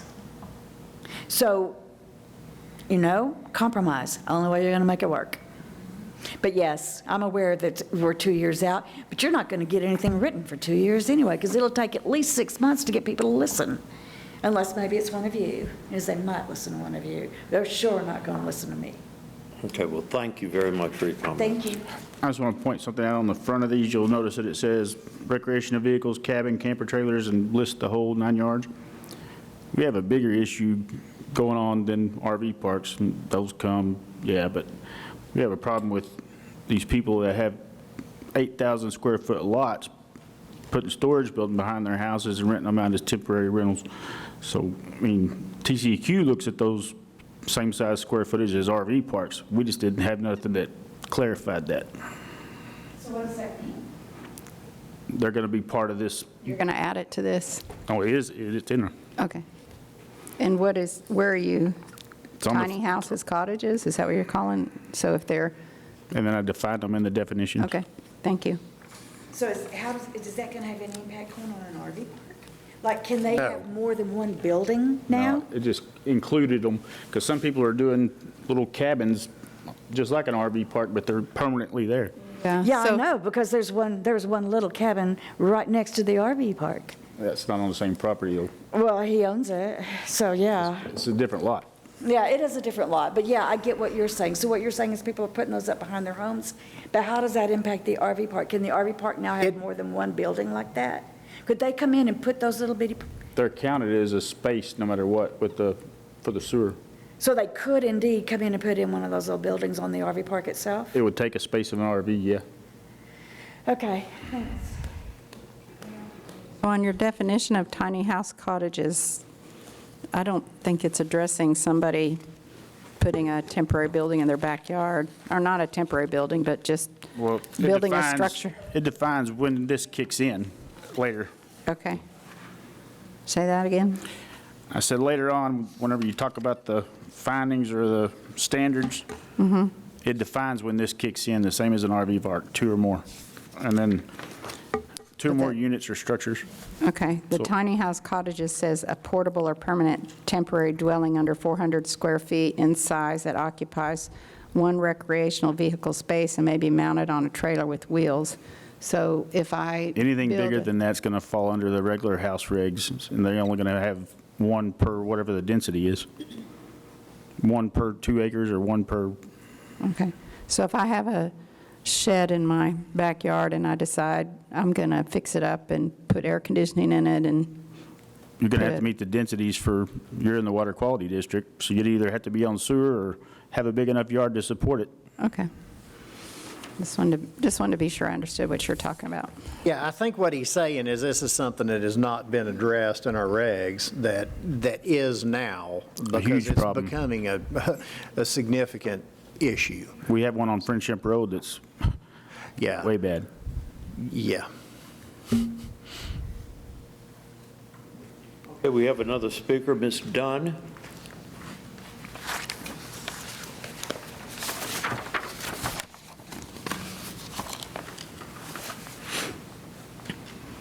Good morning. Morning. So just to You're give a going to little, have to pull it closer to here. There you go. can you hear me? Just to give a little recap, we moved to our current location in 2018. We have 110 acres, and we fled the city to move to the country.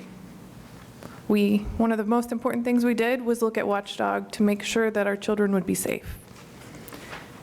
That's something we also have access to continue to make sure our children are safe for a permanent resident. We waited 4 years before we built our house, and then when we started building our house, our neighbor said we could either give him $2 million or he would put in either a meat packing plant or an RV park. Obviously, that's not going to happen. So then we become at the mercy of you all. There are rules and regulations currently in place, whether or not I understand that you think you can enforce them all. They were readopted in 2020 by you. Those weren't readopted. There was a portion that were readopted that was in the order. Those were not in the order in 2020. It was available to look at. I mean, you've had access to this longer than I have. When you're evaluating one, you still can evaluate all. When we revise revisions, there's an order, and it has what sections are revised and what's revised on it. Okay, they were there. The rules and regulations are there. There's nothing else voted on for the entire reg but what's being revised. Okay, so they're there. You have adopted these rules and regulations. Whether or not you think you can enforce them, they are there to enforce until you deem that they can't, until they are changed.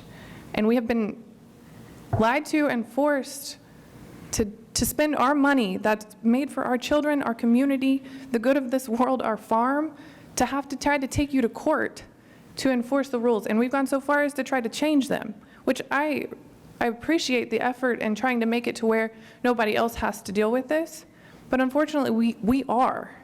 And we are at the mercy of you. And these regs still won't stop it. We still don't have the ability to stop them if they follow the rules. right, but you've taken out the protection we had as a residential neighborhood, as a two dead-end streets. We moved to a property on 2 dead-end streets surrounded by houses that there is currently a rules and regulations preventing it from happening, and yet it's still being allowed because you say you can't stop it. But I know you're trying to compare our county to a comparable county, but the counties surrounding us all have these rules and regulations and enforce them. They're bigger. I know. They're We're allowed smaller, to do more. but we still deserve protection. I still came to this county and built my house expecting protection from these things. They're there right now. Those counties are allowed to do more by their law because they have a bigger population. Again, I know you're like, I feel like we're trying to get the last word here.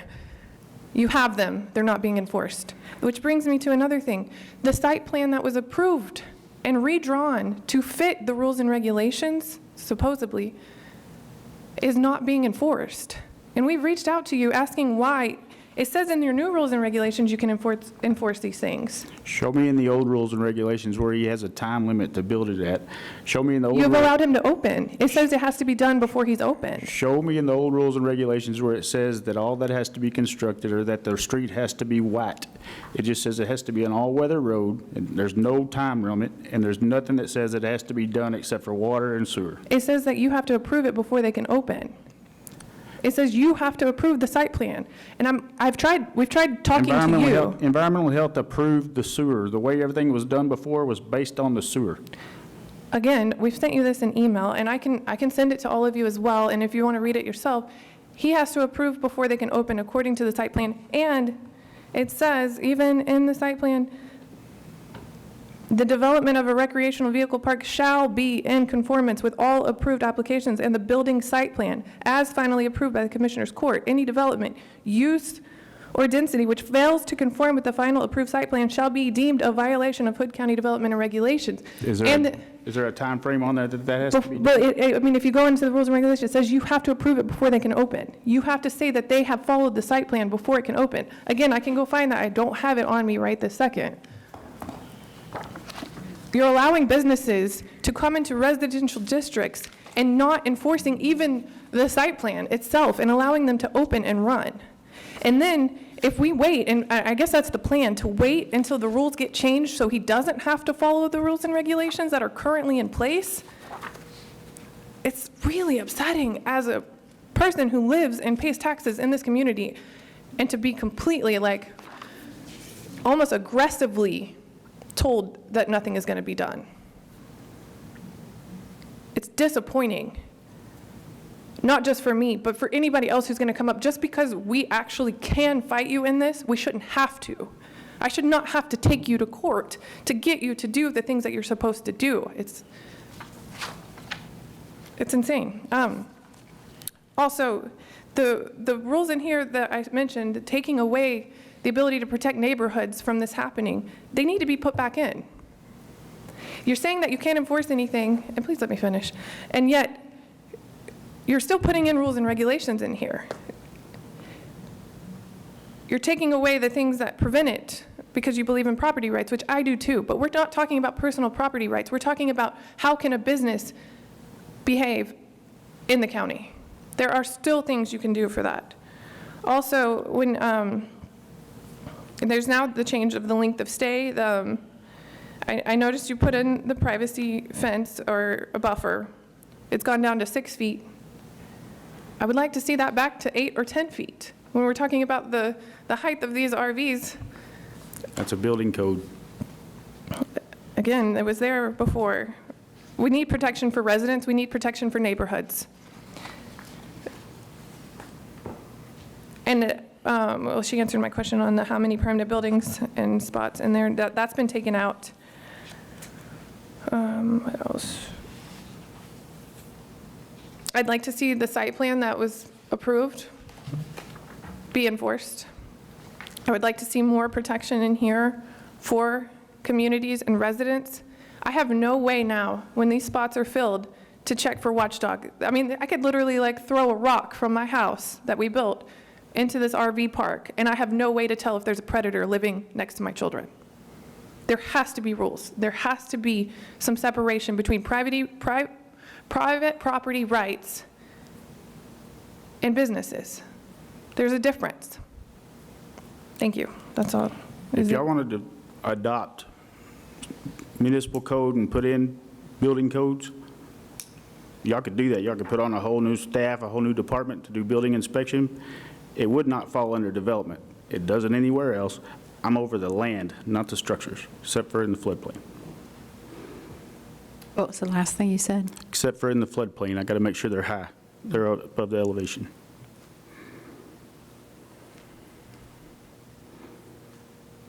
Thank you. Thank you. Can I ask another question based on what you just said? Yes, ma'am. Okay, so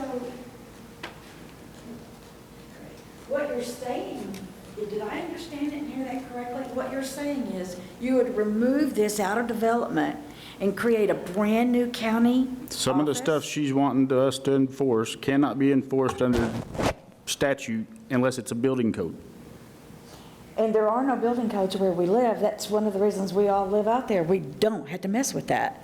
So what you're saying is, I guess my question is, if you created this new department, you would then create building codes for everything. Is that correct? Building inspections, building permits, certificate of occupancy, all of it. Right, so then you would have to, so then every time somebody built something, like say my husband wanted to build a shop, which he did, he would have had to have an inspection and a permit and everything. So what you're saying is, we can do this and we can get what we need. Be careful what you ask for. Yeah, always. But, yeah, always. But what I'm saying, I guess what, to Shayna's point is, the only way you can enforce this for a business is if you enforce it on residents. Because keep in mind, we don't have government subsidized almost anything. We have a volunteer fire department. We do not have EMS. We're all on wells. We're all on septic systems. My trash pickup is not government subsidized, and it's $160 a month. So what you're saying is we would have none of the benefits of government, but all of the headaches of government. Am I getting that right? Pretty much. I mean, unless I you, just wanted to unless clarify you're that. on the thought process that having regulations is a benefit. I mean, if you think it would be beneficial to your community to have tighter regulations, then that would be a benefit. Well, yeah, you know, and that's the conundrum, which is what you're also facing. Because here is the issue. By having no building code, then you can have someone unscrupulous come in and basically destroy your neighborhood and abandon your community and do anything they want to, which is what happened to us. So there's really, what you're basically saying is, unless we invite big government in, we have no recourse. Is that kind of what I'm hearing? Pretty much the way it's written. Yeah, I mean, to no small extent, yeah, I mean, everything is a Give and take. two-sided sword. I mean, you're going to Right. get cut one way or another. Right. You mentioned earlier, I didn't move to New Mexico because I didn't want to live in an HOA, but an HOA would absolutely be able to solve the issue you're working Right. on right this second. Right, I know. So, Which is why I told you I wasn't throwing rocks. An HOA Because I get that. Yeah. An HOA that's has more power than we do over your property. Now saying that's just scary to me. Seriously, Absolutely. that's scary to me. Well, and that's proper and fitting that an HOA does have that kind of authority, because you move into a community and say, I want these standards applied to my neighbor as I want to live under them. Right. So you're voluntarily going into that situation. The same thing inside a city, you move into a municipality to say they have zoning ordinances, so somebody can't open a business next door to me.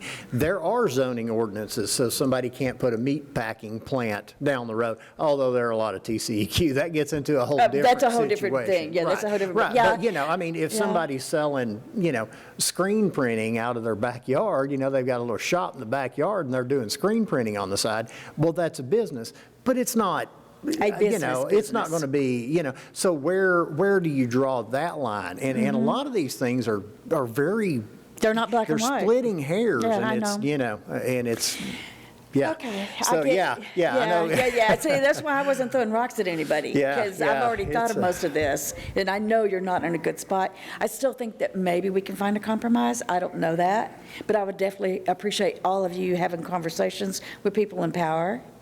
Because I'm just telling you, smooth running, flat out, because we made ugly comments, because we pushed back as a community, because we got mad, I'm telling you that Shayna and Ryan's mailbox has been knocked over numerous times, and isn't that interesting? I'm not pointing fingers. But I'll also tell you that one of the guys, I can tell you that this happened to me personally. I'm standing at my mailbox, and because I'm mouthy, I see this guy coming down the road, and he's in his big blue truck, and he's screaming up that little bitty, skinny road. It's like, okay, fool, hit that curb, go ahead. And he sees me standing by my mailbox, and he like swerves over like he's gonna get on my side of the road, and I just dropped my sunglasses and stared at him, because it's like, oh, you have no idea how unscared of you I am, pal. And he gets back on his side of the road.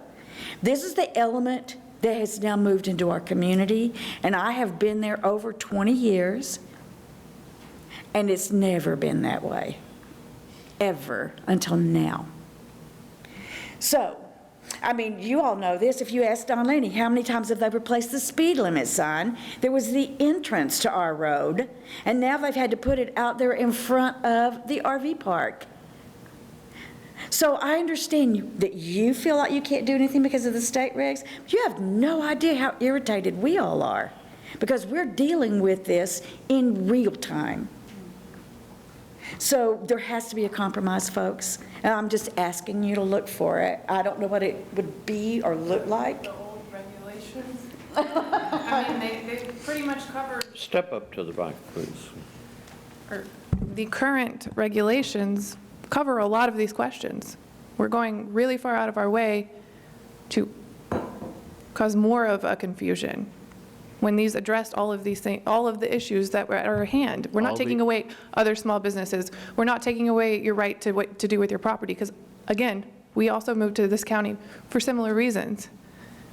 We also wanted a property that didn't have easements through it. I mean, all of these things we understand the value of, but the current rules and regulations cover these specific questions regarding RV parks. We're not preventing a small shop from opening. We're not preventing people from building their buildings on their land or putting their whatever they need to or want to do on their property. We're specifically talking about the rules and regulations concerning RV parks that are pretty well written currently as they are.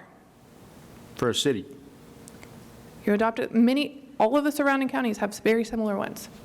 Actually, more They stringent in certain Probably areas. adopted municipal codes and have building codes. We They do still not. enforce them. There's nothing that allows us to do all that stuff, and that's why the method of operation has always been, they hinged on the sewer regulations. They've never applied any of that stuff. There's not an RV park that's been approved by this county that applied any of that stuff. It's just the sewer.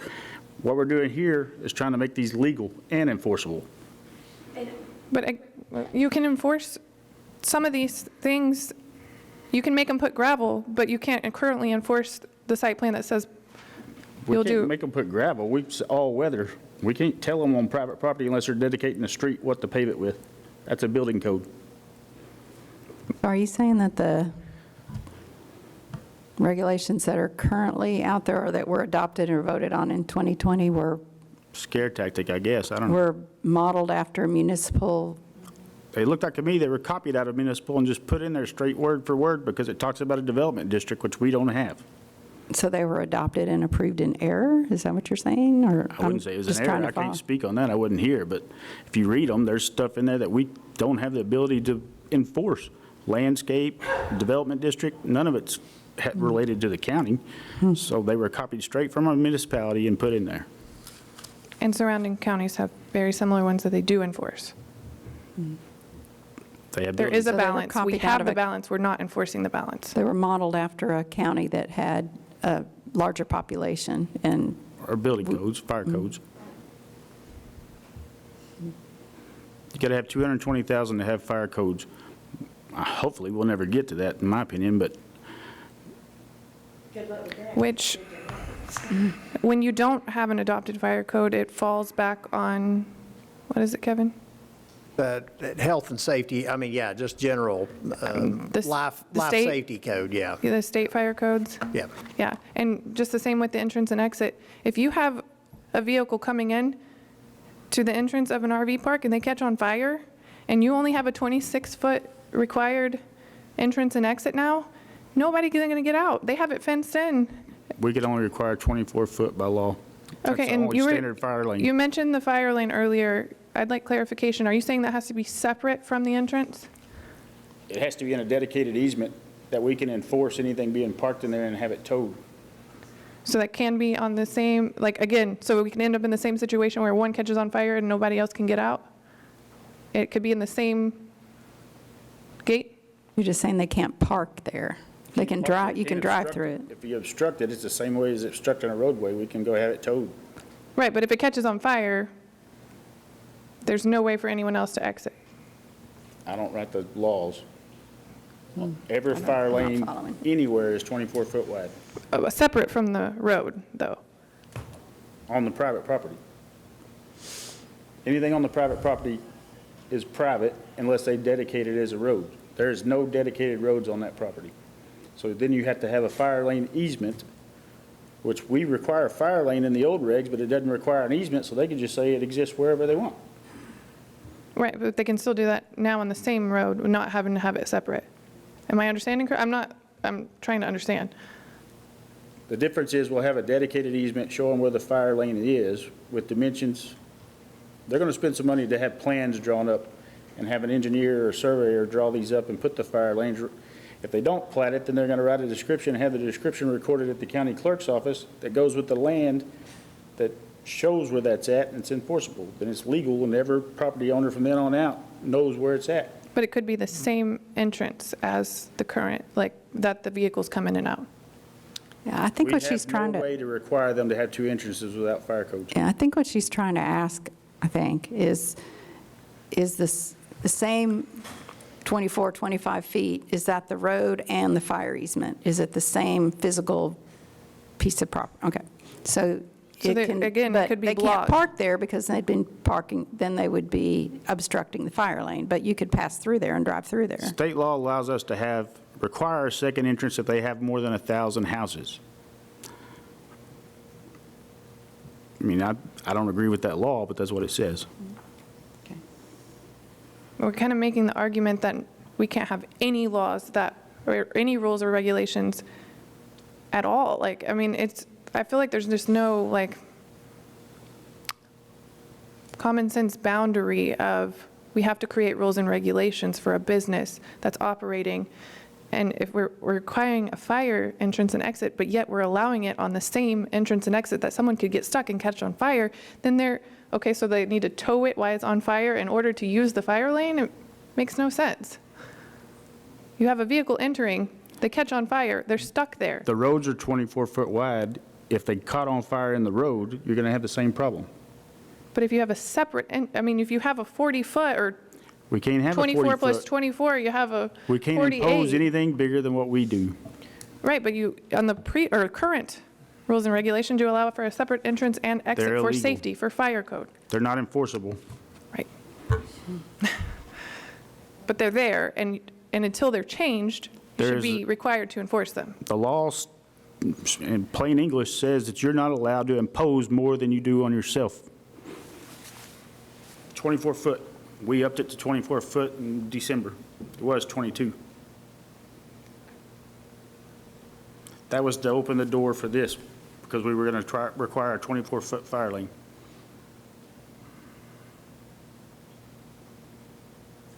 So can we ask you as citizens? Can you talk in the mic, please? Oh, I'm sorry, sure.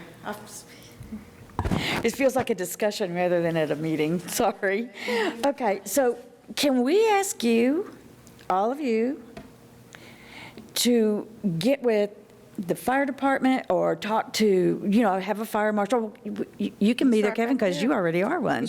But what I'm saying is, can we get you guys to take a long, hard look at this and see what you can do legally? Because it sounds like Clint already has, so he definitely needs to be involved in his development. And look at these and talk to the people who are at the state level and find out what you can and cannot do. Because Shane is voicing legitimate concerns. I have the same concerns. We live there. And we pay taxes in the exact same way that the boroughs do. And I'm just going to say, since their domicile is in Erath County, you might actually be getting a little bit more from us. So, hey, Well, there's no doubt to that, yeah. That, and one of the things, especially with the 24-foot road surface, look at the bridge there, just on the very east side of Lipan right there. Mm-hmm. That's a 24-foot wide bridge, and you can't, so it's, I think roundabout what he's saying is we can't enforce something like that on somebody when we can't meet that standard ourselves. Yourselves. Or when the Right? state. There's obviously you can't go back in time and change things, but when you're enforcing a new business to open, there are new rules and regulations you can't enforce. Well, and that is what we were trying to do. I talked to Clint and I said, okay, if we have a word in our current regulations, residential district or residential, district, that's not defined anywhere. There's nowhere in law that says this is what a residential district is. So whenever we get into that, then it becomes a court case situation. There's no way to resolve that outside of going through the judicial system. Right, but why are we being forced, instead of y'all being forced to put your rules and regulations into place and follow your site plans, why are we having to, it should be the opposite.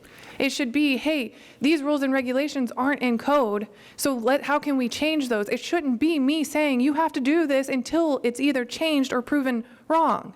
That's wrong. I tried my best to get this turned the other way earlier, where the lawsuit was coming from the other side. Let's stop this thing until, they took it to court and said, yeah, we can do these things. And so from this day forward, you should enforce the site plan that was approved. That should be done immediately. The business should be stopped until the site plan that was approved inadvertently by you is followed.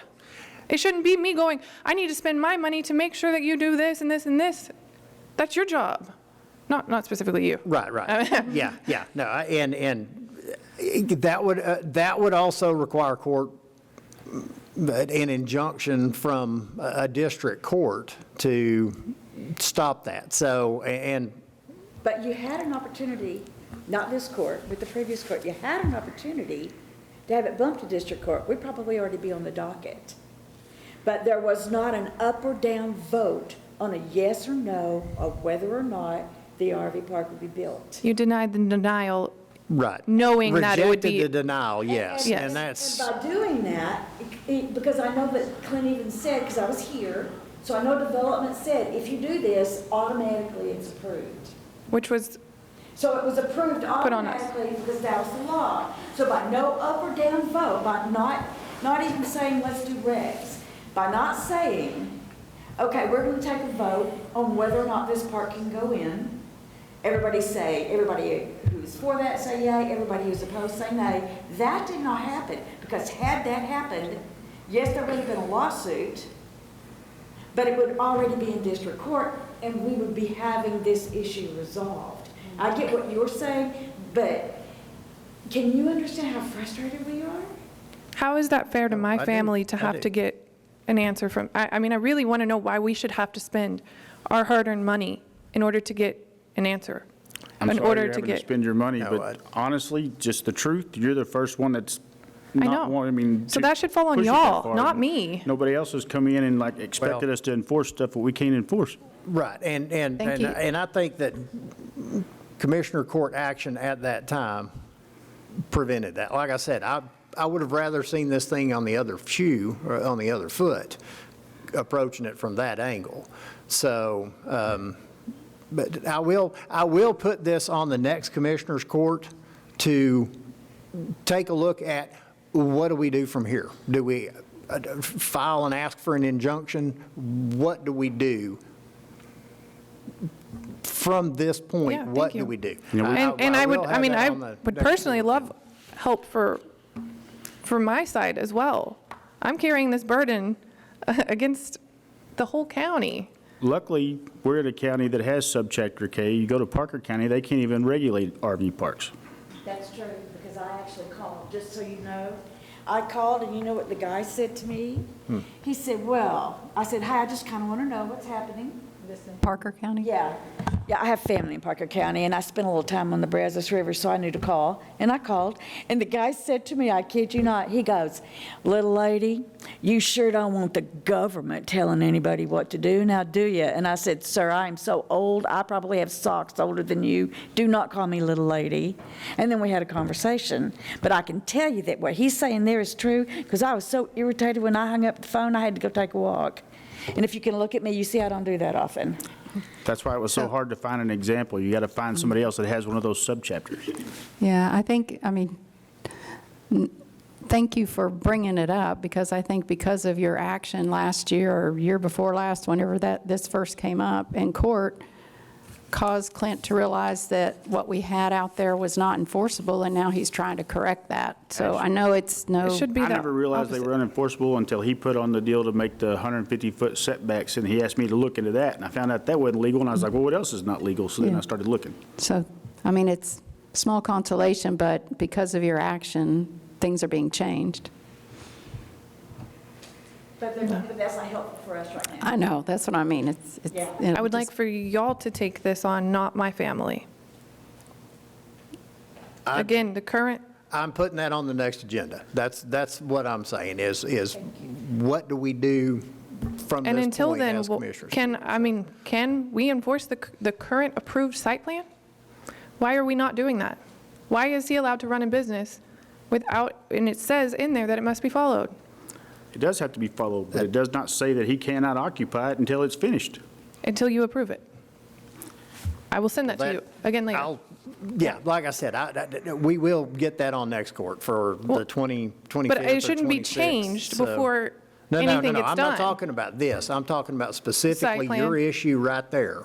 What are we as a county going to do about that Thank RV you. park on the end of Boswell Court? That's what I'm saying. I'd This, specifically like the site plan being enforced addressed. yeah, no, all of the letter of concern that you sent me, all the regulations that you spelled out that showed that we're not Yes, they will. And They will there's be out more there than in the that as grass, well, yeah. yeah, that's just, Pardon me? there's more regulations than what we sent in the email too, that was just, It mentioned Quick the one. electrical cord line. oh, yeah, and that was, oh, that was one of my, I noticed that it says that electrical and sewage lines must be, or I mean, I'm sorry, water and sewage lines must be buried, but there's nothing about electrical. Right now, there's electrical line ran on the earth at this RV park. Because it's on private property, and that's sacrosanct, we can't do it. That's, I guess y'all could write a resolution that nobody can run electrical cords on the ground, but Well, and And that's you can't do that. how do you plug in an RV?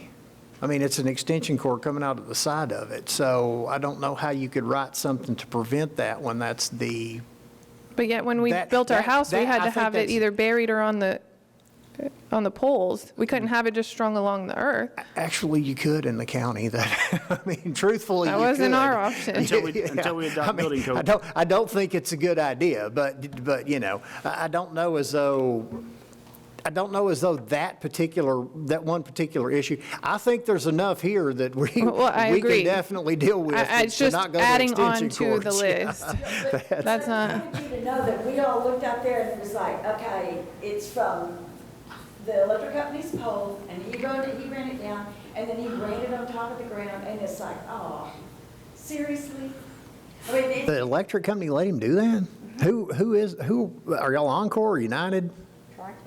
United. I don't know who United? he's using, because we've got all three of them out there, so Oh, I are can't ya? speak to what company he's using, I don't know.